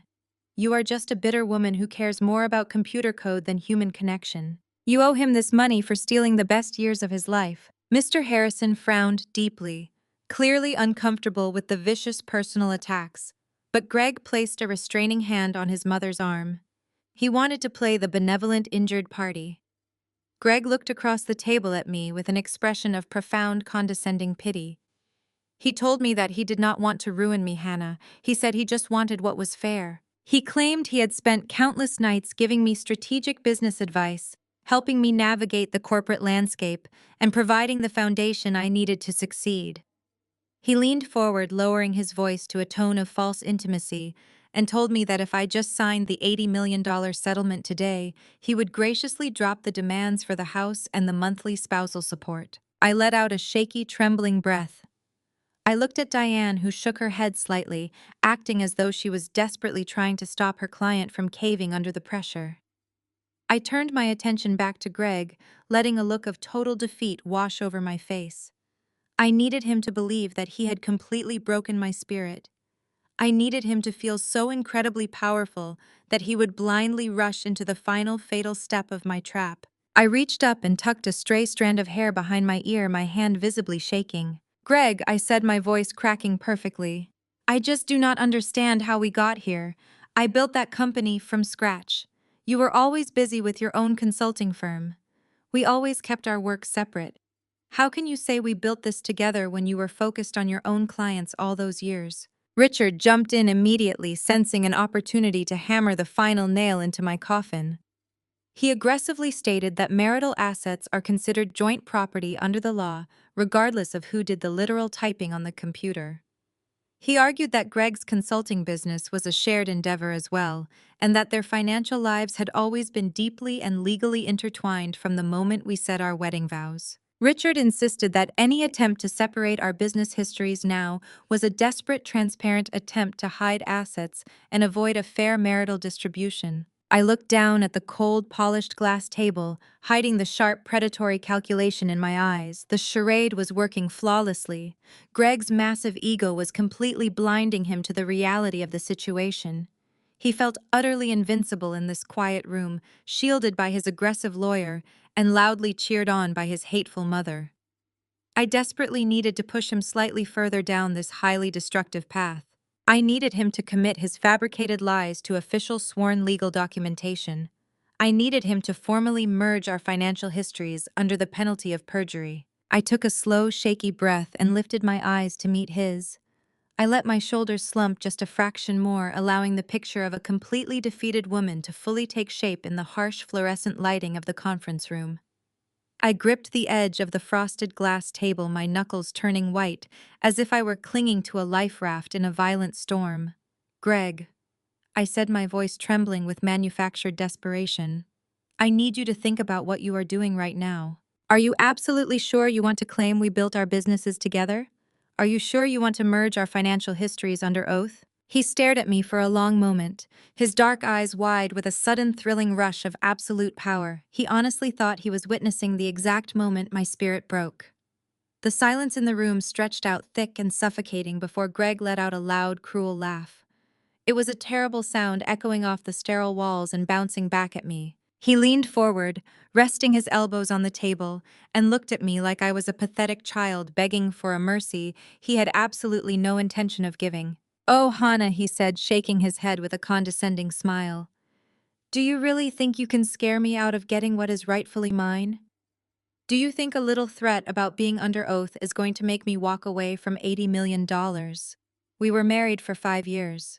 We shared a home. We shared a life. My consulting firm and your software company were built under the exact same roof. Our assets have always been completely intertwined, and I am not going to let you rewrite history just to protect your precious bank accounts." Barbara nodded enthusiastically beside him, a triumphant gleam in her eyes. She patted his shoulder, offering silent encouragement as he continued to berate me. Richard, the aggressive divorce attorney, sensed that the kill was imminent. He opened his oversized leather briefcase and pulled out a thick stack of legal documents printed on heavy premium paper. He slid them across the table, positioning them perfectly in front of Greg. I then pulled out a sleek silver pen and laid it carefully on top of the pages. "My client is fully prepared to swear to the facts," Richard stated, his voice ringing with professional arrogance. "We have drafted a comprehensive sworn legal affidavit detailing my client's extensive involvement in the growth and development of your software company. This document explicitly outlines that marital funds were routinely shared, that business advice was consistently exchanged, and that all financial assets accrued during the marriage, including both of your respective corporate entities, have always been deeply and irrevocably merged." Diane, my attorney, shifted in her seat next to me. She played her part flawlessly, letting a look of deep concern wash over her face. She reached out and placed a restraining hand on my arm, silently communicating a fake sense of legal panic. She looked across the table at Richard and warned him that submitting such a broad and sweeping affidavit to the court was a highly aggressive maneuver. She suggested that perhaps we should take a brief recess to discuss a smaller private settlement before Greg formally submitted a sworn statement that would permanently lock both parties into a massive financial entanglement. Greg did not even let Richard respond. He saw Diane's hesitation as a massive red flag of weakness, and he immediately pounced on it. "There will be no recesses," he demanded, his voice booming across the glass table. "We are not taking a break so you two can figure out how to hide more money. I know exactly what I am doing, and I know exactly what I am owed. You thought you could just push me out the door and keep the empire we built together. Well, you were wrong. I am taking my 50%, and I am legally cementing my claim right here and right now." I let out a soft, pathetic-sounding sob and looked down at my lap. "Please, Greg," I whispered, my voice cracking perfectly. "If you sign that you are tying us together forever, you are making yourself responsible for everything in our past. Do not do this. Let us just walk away clean." My apparent desperation was the ultimate bait, and Greg swallowed it whole. He grabbed the silver pen, gripping it tightly in his right hand. He did not bother to read the pages Richard had placed in front of him. He did not care about the specific legal jargon or the detailed financial claims written in the dense paragraphs. He only cared about the astronomical amount of money he believed he was about to secure. He flipped directly to the final signature page. I watched him through the curtain of my hair, keeping my head bowed to hide the cold calculation in my eyes. The mediator, Mr. Harrison, gently reminded Greg that the affidavit was a sworn legal document, subject to the absolute highest penalties of the court. He cautioned Greg to be entirely certain that every single statement within the document was completely factual and accurate before applying his signature. Mr. Harrison explained that signing the document was the legal equivalent of testifying under oath in front of a judge. Greg waved his hand dismissively, silencing the mediator with a rude, impatient gesture. "I am perfectly aware of what an affidavit is," he scoffed. "Every word in this document is the absolute truth. I was the silent partner in her success, and my consulting business was funded by the exact same pool of marital assets. Our financial lives have never been separate, and I am more than happy to swear to it." He pressed the tip of the silver pen to the thick paper. The quiet scratching sound of ink flowing onto the page seemed to echo loudly in my ears.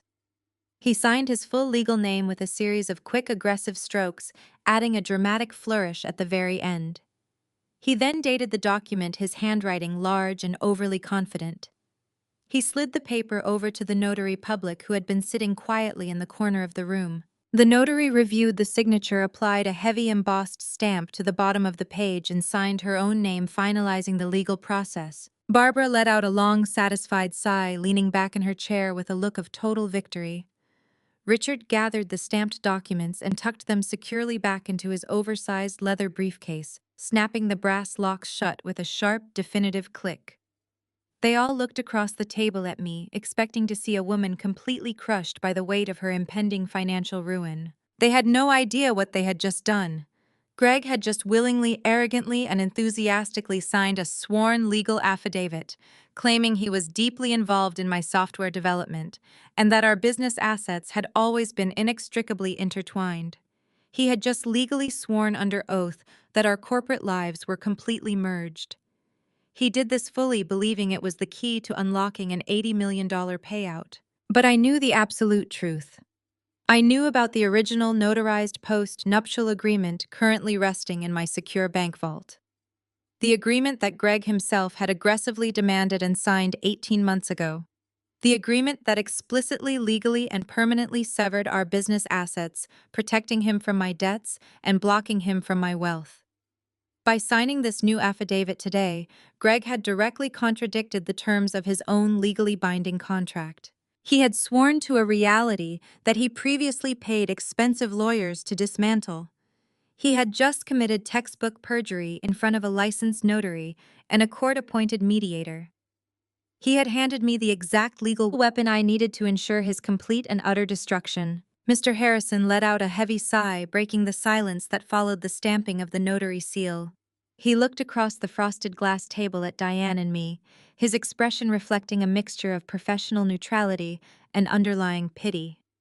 He asked if there was any room for counter-offers, any middle ground we could explore before he formally declared an impasse. Diane simply shook her head. She stated clearly that my position remained completely unchanged. We were absolutely not agreeing to an $80 million buyout, nor were we conceding to the demands for spousal support or the marital home. Richard immediately slammed his hands flat against the table, announcing that his client was done wasting time. He declared that since I was being entirely unreasonable and refusing to negotiate in good faith, they would see us in open court. Mr. Harrison nodded slowly, pulling a formal mediation summary form from his folder. He checked the box indicating that the session had failed to produce a settlement. He stated that the matter would now be forwarded to a family court judge for a public hearing. Greg smiled broadly at this announcement. He was practically vibrating with excitement at the prospect of a public trial. He desperately wanted an audience. He wanted to stand in a packed courtroom and play the victimized, supportive husband in front of a judge, assuming his newly signed affidavit would guarantee him a massive fortune. He had no idea that a public trial was exactly what I wanted as well. Barbara stood up from her ergonomic chair, smoothing the wrinkles from her bright floral dress. She looked down at me with an expression of sheer disgust, shaking her head as if I were a lost cause. She told Greg that they should go celebrate this victory. She actually used the word victory, completely oblivious to the legal suicide her son had just committed. Greg stood up and buttoned his tailored navy suit jacket. He looked at me one last time, offering a fake condescending smile. He told me that I should have taken the deal when I had the chance. He promised that his legal team was going to take everything I owned and leave me with absolutely nothing. I did not respond. I simply kept my eyes focused on the table, maintaining the illusion of a completely defeated woman. Richard snapped his oversized leather briefcase shut, the loud click echoing in the sterile room. The three of them turned and marched out through the heavy wooden door, leaving Diane and me sitting alone in the cold conference room. Diane let out a long, slow breath and leaned back in her chair. She looked at me, a genuine smile finally breaking through her professional facade. She whispered that Greg was the most arrogant fool she had ever encountered in her entire legal career. I nodded in absolute agreement. We carefully gathered our documents, placing them into my secure briefcase. We walked out of the conference room and stepped into the long, carpeted hallway of the downtown office building. The air felt lighter outside that sterile room. We walked toward the main lobby where the elevators were located. As we rounded the corner, I saw them waiting near the glass elevator banks. Greg, Richard, and Barbara were standing in a tight circle, laughing and chatting animatedly. Standing right next to Greg, holding 2 paper cups of expensive coffee, was Ashley. She had apparently been waiting in the lobby during the entire mandatory mediation session. She was wearing a tight beige cashmere dress that looked completely impractical for the freezing Chicago winter. When she saw me approaching, her eyes lit up with malicious delight. She handed a coffee cup to Greg and took a deliberate step forward, positioning herself right in my path to the elevators. Diane tensed beside me, fully prepared to intervene and shield me from any harassment. I gently touched my lawyer's arm, silently letting her know that I had this completely under control. I did not alter my pace or change my direction. I walked straight toward Ashley, keeping my posture perfectly straight and my expression entirely unreadable. Greg stopped laughing and watched the interaction, clearly hoping his young mistress would deliver one final crushing insult to his broken wife. Ashley leaned in close as I approached the elevator doors. She invaded my personal space, bringing with her the overwhelming scent of cheap vanilla perfume. She looked me up and down, taking in my simple beige sweater and flat shoes, clearly mistaking my strategic attire for genuine misery.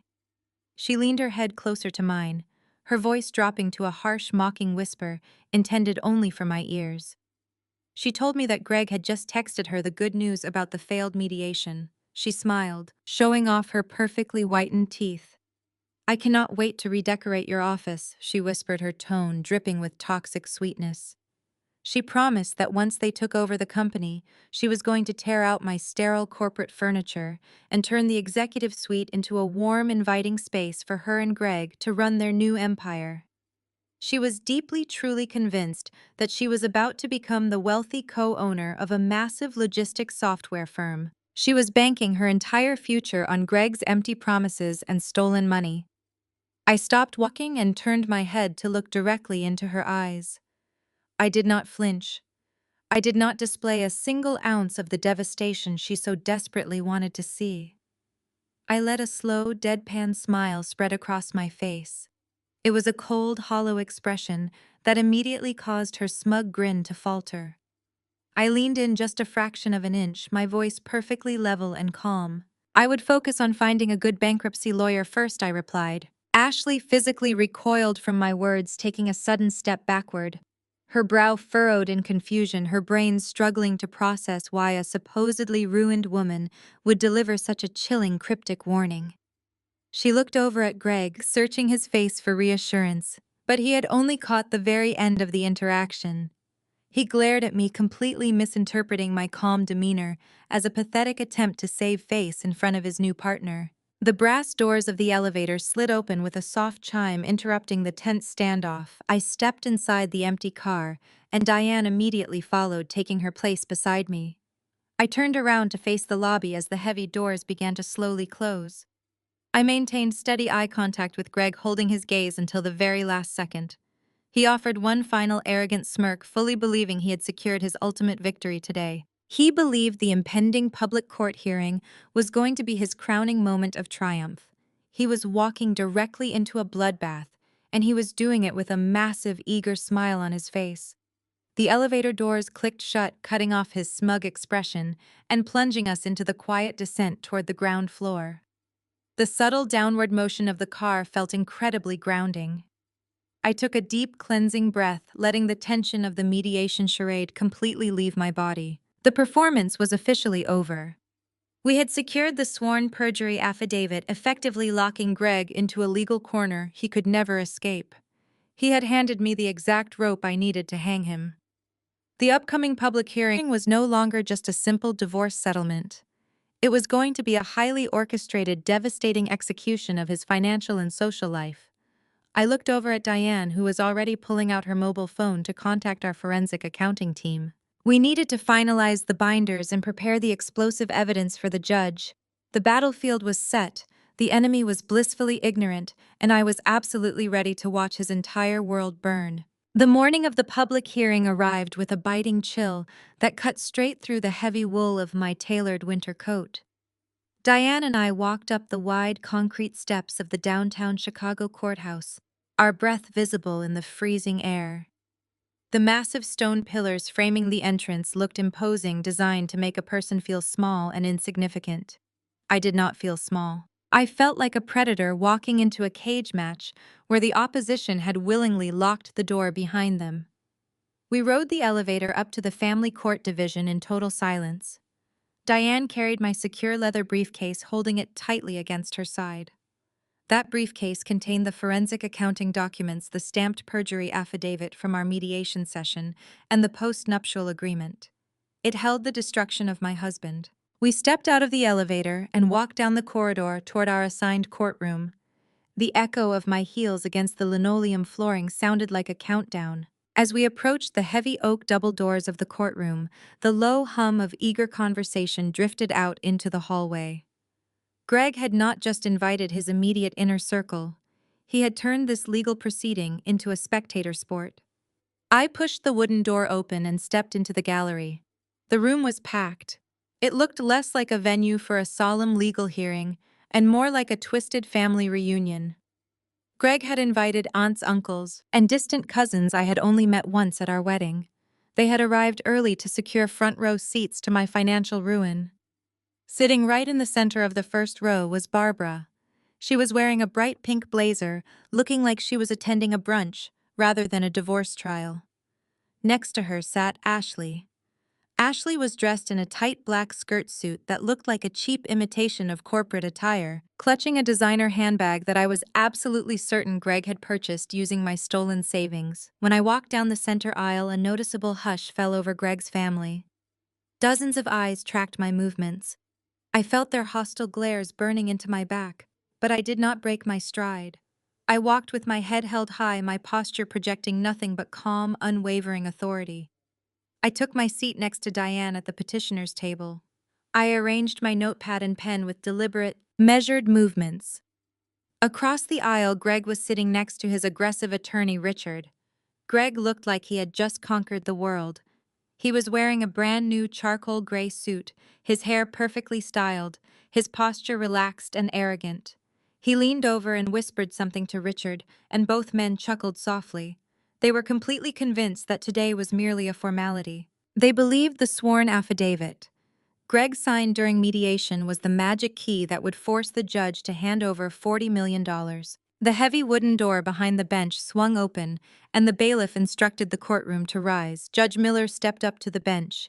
He was a stern older man with a reputation for having absolutely zero tolerance for courtroom theatrics or wasting judicial time.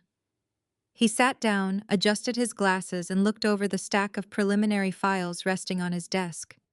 He called the court to order, his deep voice carrying easily across the large room. He noted that the mandatory mediation session had failed to produce a settlement and that the respondent was formally claiming a 50% stake in my logistics software company, along with demands for the marital home and spousal support.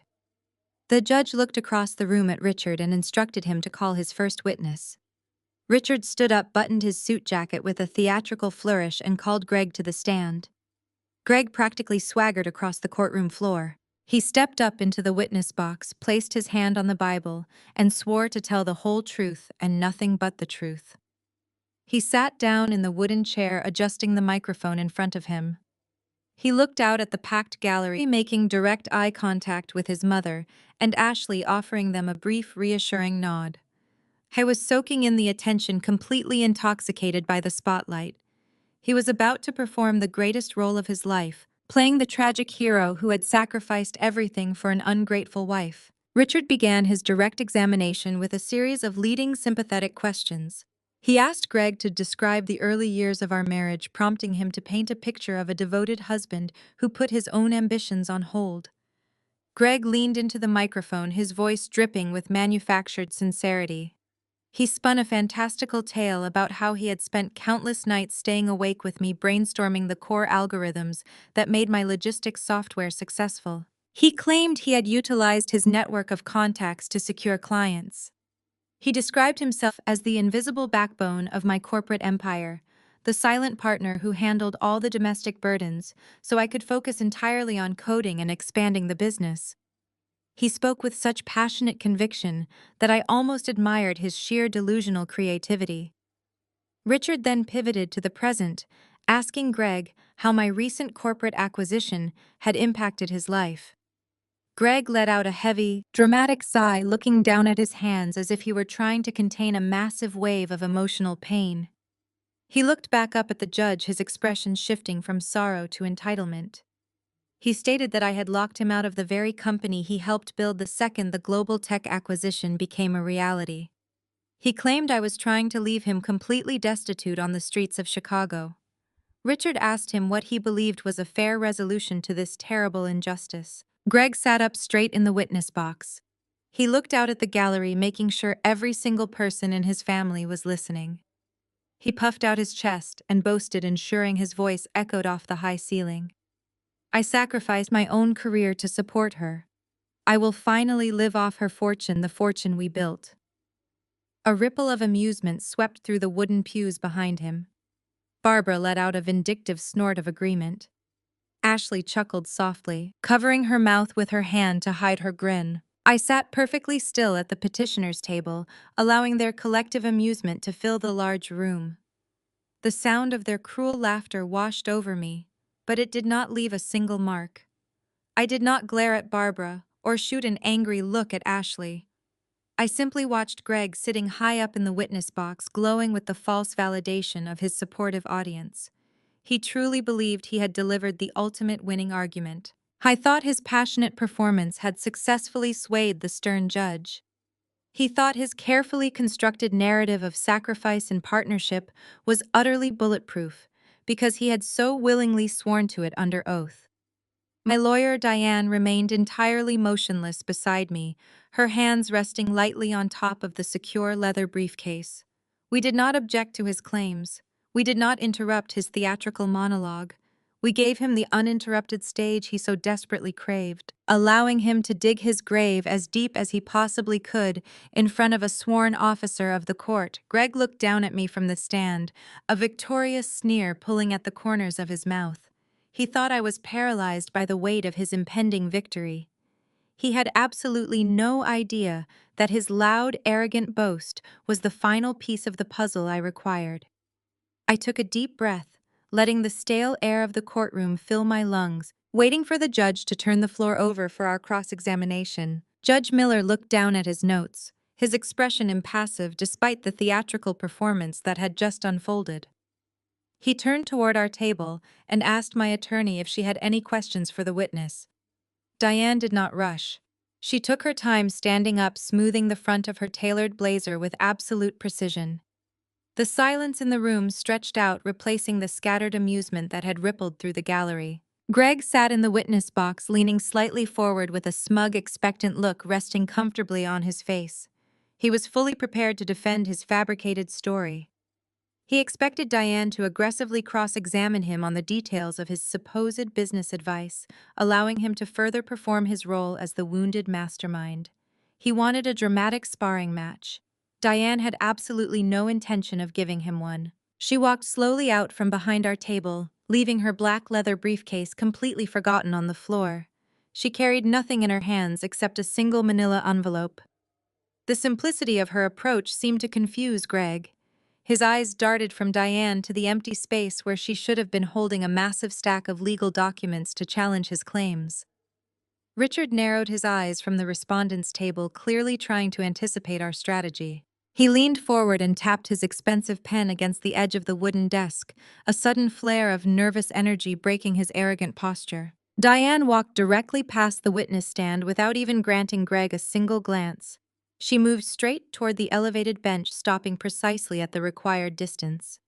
She addressed Judge Miller with a tone of quiet, absolute authority that commanded the attention of every single person in the packed gallery. She stated that we had no questions regarding the emotional narrative the respondent had just presented to the court. She noted that my husband was certainly entitled to his creative memories of our marriage. However, Diane continued, her voice echoing clearly off the high walls. We do have a rather significant piece of physical evidence regarding the respondent's sworn financial claims. Greg shifted uncomfortably in the wooden chair. His smug expression faltered just a fraction. He looked over at his mother in the front row, seeking reassurance, but Barbara was staring intently at the manila envelope in Diane's hand. Her lips pressed into a thin, anxious line. Ashley was busy checking her phone, completely oblivious to the sudden heavy shift in the atmosphere of the room. Diane lifted the envelope slightly, offering it to the bailiff, who stepped forward to receive it. She spoke clearly, ensuring her words carried over the microphone system and reached every corner of the silent courtroom. Your Honor, the respondent claims he is entitled to 50% of my client's $450 million acquisition. She paused, letting the astronomical dollar amount hang in the air, a stark reminder of exactly what was at stake. I ask you to review this document, and specifically check the date on his signature. The bailiff took the plain envelope and handed it up to Judge Miller. The judge looked at Diane with a skeptical expression, clearly accustomed to dramatic lawyers presenting supposedly explosive evidence that ultimately amounted to nothing of substance. He took a silver letter opener from his desk and sliced through the top flap of the envelope. The scraping sound of the paper tearing was the only noise in the entire room. I sat perfectly still at my table, my hands folded neatly in my lap, my heart beating with a slow, powerful, and steady rhythm. This was the moment I had been waiting for since that terrible night at the steakhouse. Judge Miller pulled the thick stack of papers from the envelope. It was the original, pristine, fully notarized copy of the post-nuptial agreement, the document Greg aggressively demanded 18 months ago. The document that completely severed our financial ties and explicitly protected him from my corporate liabilities. The document Greg wrongfully assumed he had successfully destroyed in his home office shredder. The judge adjusted his glasses and began to read the first page. His stern, impassive expression did not change immediately. He turned the page, reading down the list of carefully drafted clauses that Richard's own legal firm had likely helped design. Clauses that unequivocally stated Greg waived all current and future rights to my software company, regardless of its future valuation. The courtroom remained suspended in an agonizingly tense silence. I watched Greg sitting in the witness box.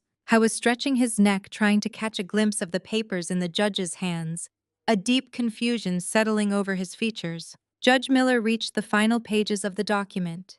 He pulled out the accompanying file Diane had included inside the envelope. It was the sworn legal affidavit Greg had enthusiastically signed during our mandatory mediation session. The document where Greg swore under the highest penalties of the court that he was deeply involved in my software development and that our business assets had always been irrevocably merged. The judge laid the two documents side by side on his elevated desk. He looked at the signature on the sworn perjury affidavit. He then looked directly at the signature on the final page of the post-nuptial agreement. He checked the notarized date on the contract, October 14th, 18 months prior. What happened next broke every single rule of standard courtroom decorum. Judge Miller, a man known throughout the Chicago legal system for his severe and joyless demeanor, let out a sudden sharp bark of laughter. It was not a polite chuckle. It was a loud, booming laugh of absolute, unfiltered disbelief. The sound echoed wildly across the wooden pews, causing a collective gasp to ripple through the gallery. Barbara gripped the wooden railing in front of her, her jaw dropping open. Ashley finally looked up from her phone, startled by the sudden noise. Richard jumped up from the respondent's table, panic completely overriding his professional composure. He demanded to know what evidence had just been submitted to the bench without his prior review. He cited procedural rules, his voice pitching higher with every word, but the judge simply held up his hand, silencing the frantic attorney instantly. Judge Miller leaned back in his high leather chair, shaking his head as he looked from the documents to the man sitting in the witness box.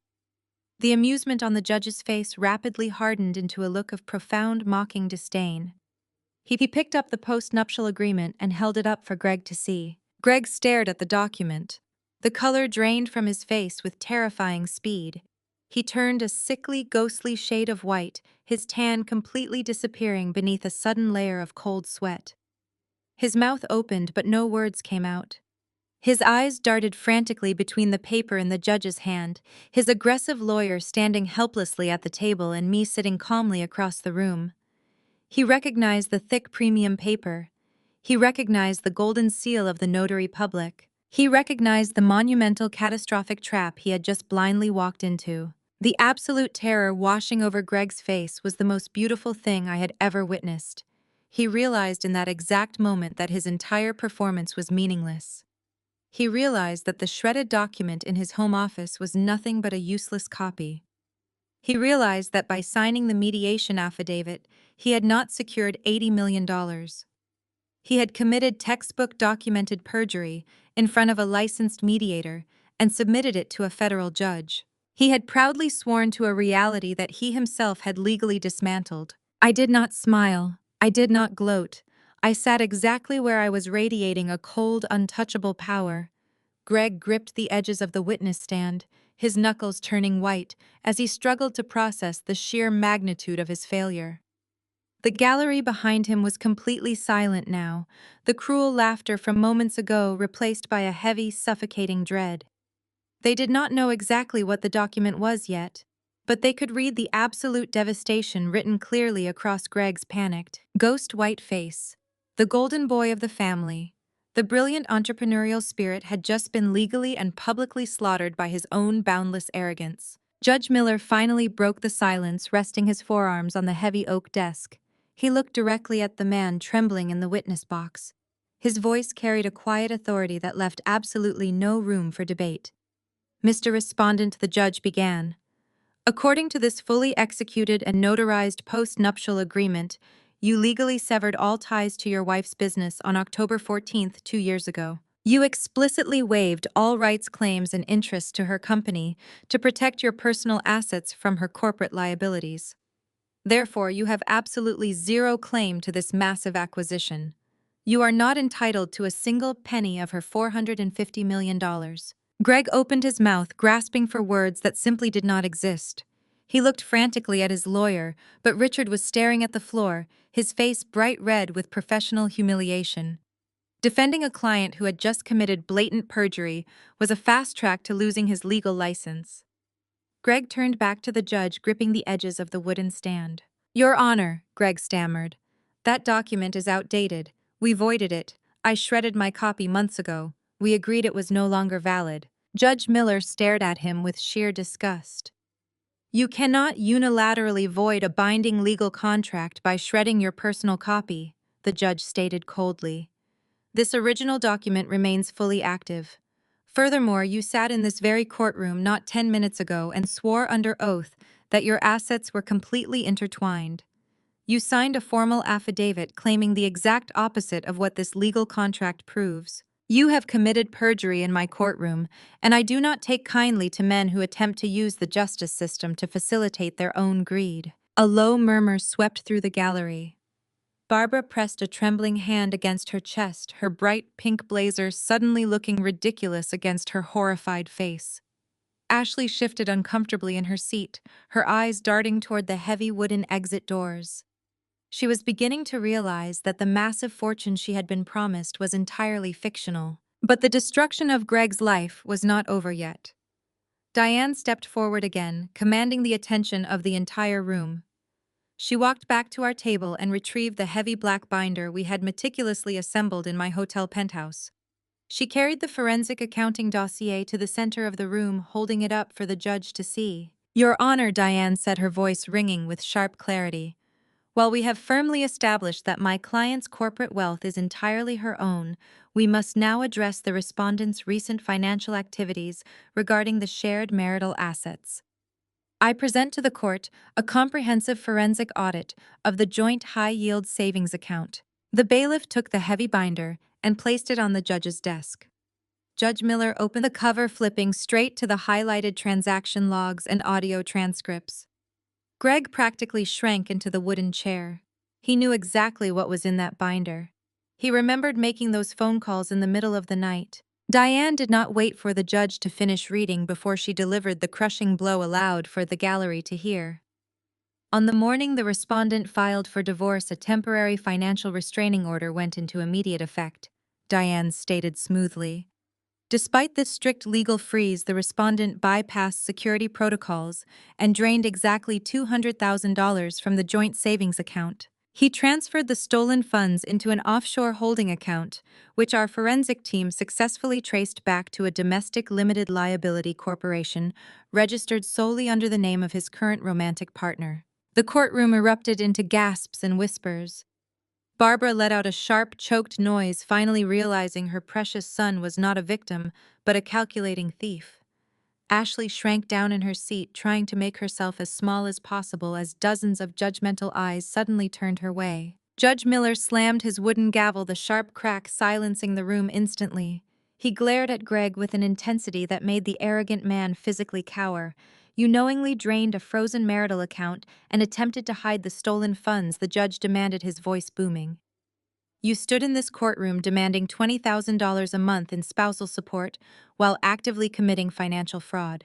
I did not steal anything, Greg finally pleaded. It was our money. I needed it to secure a place to live because she locked me out. You locked her out of her own house, Judge Miller corrected sharply. And you used the stolen funds to charter a private jet to Aspen, Colorado. You are hereby held in direct contempt of court. You will return the full $200,000 to the petitioner within 48 hours, or I will have sheriff's deputies escort you directly to the county jail. Greg looked like he was about to vomit.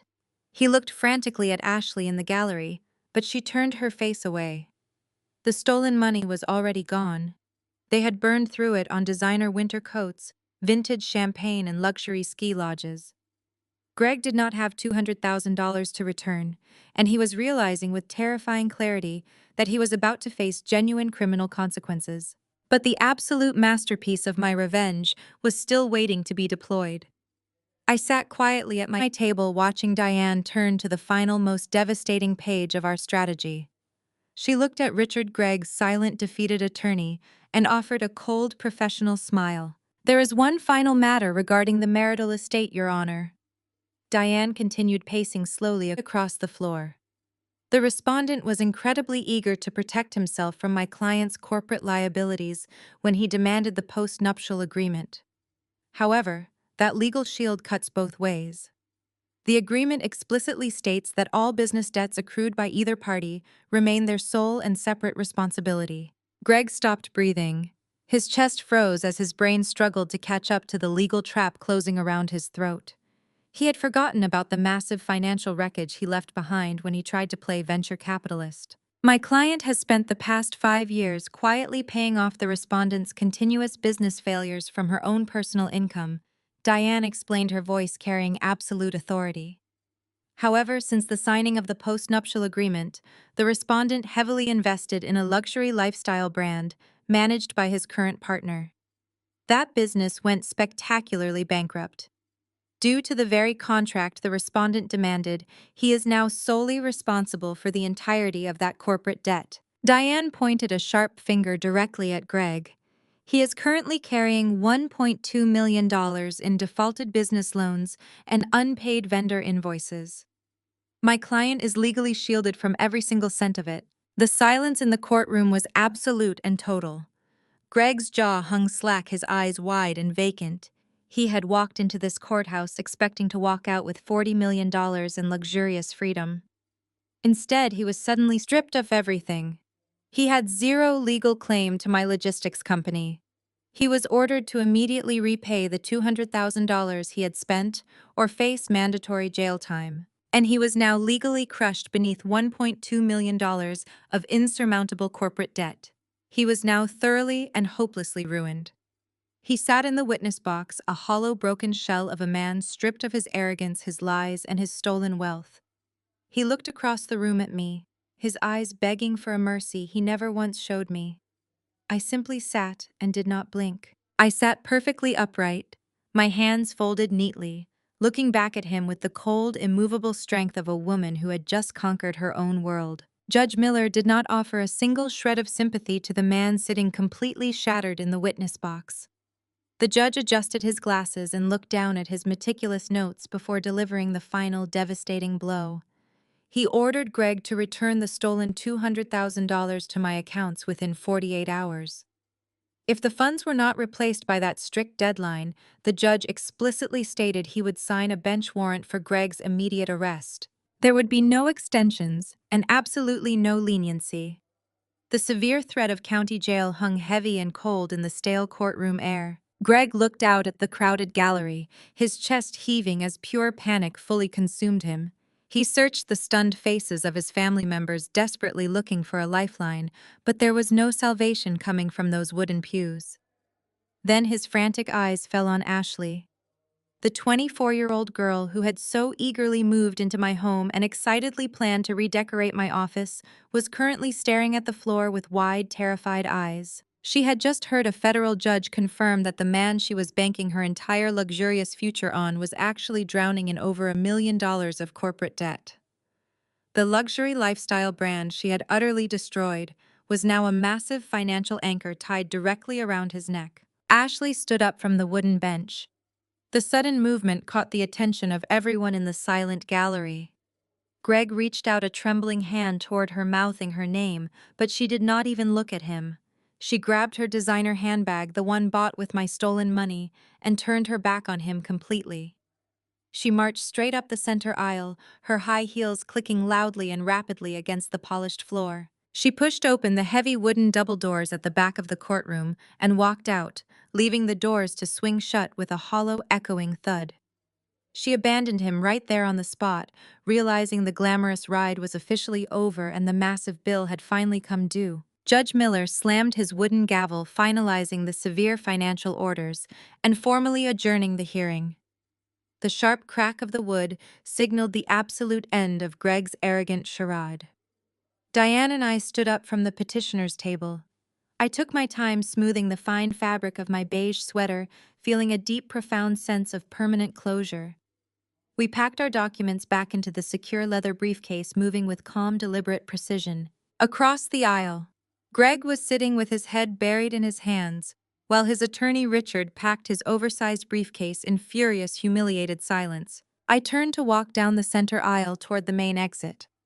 The gallery of Greg's extended family parted like the Red Sea. Nobody whispered any cruel insults. Nobody laughed. They simply watched me with a mixture of quiet awe and genuine fear. As I neared the back row, a figure stepped out into the aisle, blocking my path. It was Barbara. The bright pink blazer she wore suddenly looked incredibly cheap and foolish. The fierce, hateful matriarch who had publicly berated me at the steakhouse and launched a vicious social media smear campaign was completely gone. In her place stood a desperate, terrified woman whose son was about to face prison time and total financial ruin. "Hannah, please!" Barbara said, her voice cracking as thick tears welled up in her eyes. Her hands were violently shaking as she reached out toward me. "I am so sorry. We made a terrible mistake. He is my son. You are family. We can fix this if we just sit down and talk. Please do not do this to him." I stopped walking and looked at the trembling hand she was offering me. I looked at the dark tears streaming down her pale face. A few short weeks ago, this exact woman had loudly called me a cold, barren corporate machine and cheered while her son tried to steal my life's work. She had gleefully participated in my intended destruction. I did not raise my voice. I did not offer her a single word of forgiveness or condemnation. I simply looked directly into her eyes, letting the absolute freezing silence of my gaze communicate exactly how little she meant to me. I stepped around her without breaking my steady stride and walked right past her extended hand. I pushed through the heavy wooden doors and stepped out into the bright, bustling hallway, leaving Barbara to cry alone in the ruins of her son's shattered life. The next 6 months passed in a glorious blur of relentless forward momentum. The massive acquisition with global tech was officially finalized without a single legal hurdle. The $450 million transfer cleared my private accounts, securing my total financial independence for the rest of my life. I did not take a long vacation or rest on my laurels. I immediately began the next bold phase of my professional expansion. I moved my entire loyal team out of our old corporate office and into a sprawling state-of-the-art technology campus in the heart of downtown Chicago. The new headquarters featured expansive glass walls, open collaborative workspaces, and a fully stocked private cafeteria. David, my fiercely dedicated accountant, was promoted to Chief Financial Officer. He now had a massive corner office with a panoramic view of the lake and a team of brilliant junior accountants working directly under his expert supervision. The culture of my new campus was built on intense mutual respect and absolute loyalty. We had weathered a massive storm together and emerged incredibly victorious. I walked the bright, clean hallways of my new empire, every single morning, feeling a deep, resonant pride in the good people who had stood by my side when everything was on the line. It was a warm Tuesday afternoon in early June when the past briefly intersected with my new reality. I had decided to leave the corporate campus and take a short walk to a popular upscale retail center to grab a quiet lunch. The Chicago streets were alive with vibrant energy, the harsh winter winds having long since surrendered to the brilliant summer sun.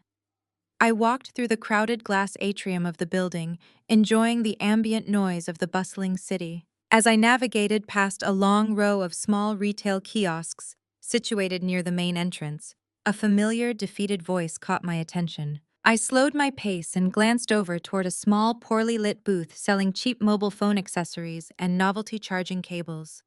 Standing behind the glass counter wearing a generic blue polo shirt and a plastic name tag was Greg, the man who had once swaggered into Michelin-starred restaurants demanding expensive vintage champagne was now desperately trying to flag down busy commuters to pitch $20 phone cases. The strict court-ordered restitution had completely drained whatever hidden resources he might have possessed. The looming threat of jail time had forced him to take the very first menial job he could find, just to meet the aggressive monthly repayment schedule mandated by the stern judge. He looked incredibly exhausted. His previously perfect hair was unkempt, and the arrogant sparkle in his dark eyes had been completely extinguished. I was holding a tangled charging cord out toward a businessman who simply ignored him and kept walking briskly toward the exit. As the man brushed past, Greg lowered his arm and let out a heavy, depressed sigh. In that exact moment, he turned his head, and our eyes met across the crowded, sunlit walkway. He froze completely. He dropped the charging cord onto the glass counter, his mouth falling slightly open in total shock. He looked at my tailored designer suit, my relaxed, confident posture, and the sheer radiant power rolling off my shoulders. He was permanently trapped behind a cheap retail kiosk, a prisoner of his own monumental greed, and I was walking freely through the beautiful city I had conquered. I did not stop to gloat or offer a condescending remark. I simply gave him a small, polite smile, the kind you offer a passing stranger holding a door, and kept right on walking. I stepped out into the bright, warm summer sunshine, leaving him completely behind me in the cold shadows. That evening, I stood on the expansive private balcony of my new penthouse, overlooking the glittering, glorious expanse of the Chicago skyline. The city stretched out before me, a vast grid of glowing lights and endless, boundless possibilities.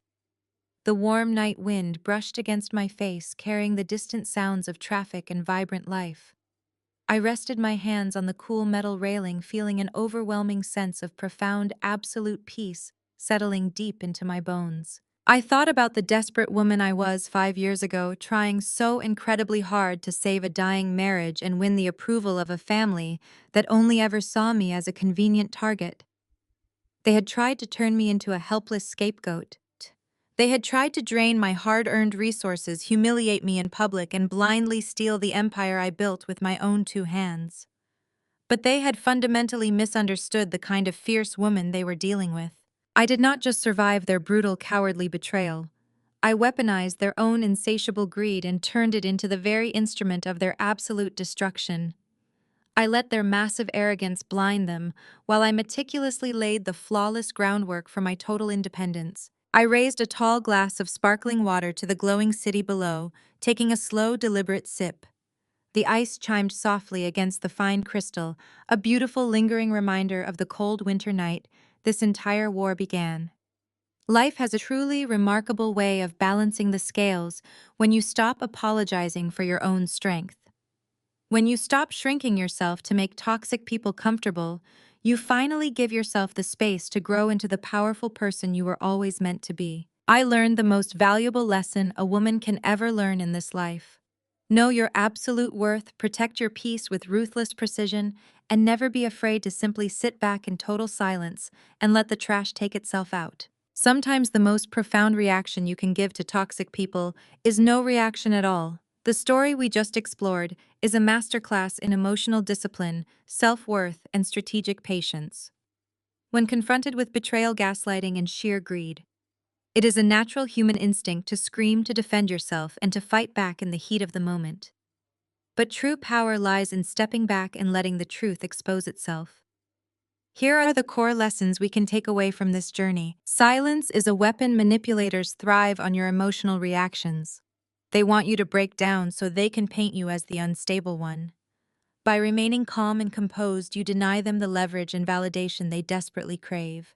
Preparation over panic. True security comes from protecting yourself legally, financially, and emotionally. While toxic people are busy celebrating premature victories or flaunting stolen gains, use that time to quietly build an unbreakable foundation. Your worth is non-negotiable. You cannot convince people to respect you if they are committed to misunderstanding you. Stop shrinking yourself to accommodate the egos of those who refuse to see your value. Ultimately, the greatest revenge isn't about loudly destroying someone else's life, it is about fiercely protecting your own. When you stop apologizing for your strength, you create the space to build your own empire. Have you ever had to smile through a bitter betrayal, knowing you held the ultimate secret weapon? Or have you ever walked away from a toxic dynamic and built something beautiful from the ashes? I want to hear from you. Share your stories of reclaiming your power and setting boundaries in the comments below. If my journey of quiet, calculated justice resonated with you, please hit that like button and subscribe for more stories about knowing your worth and never letting anyone dim your light.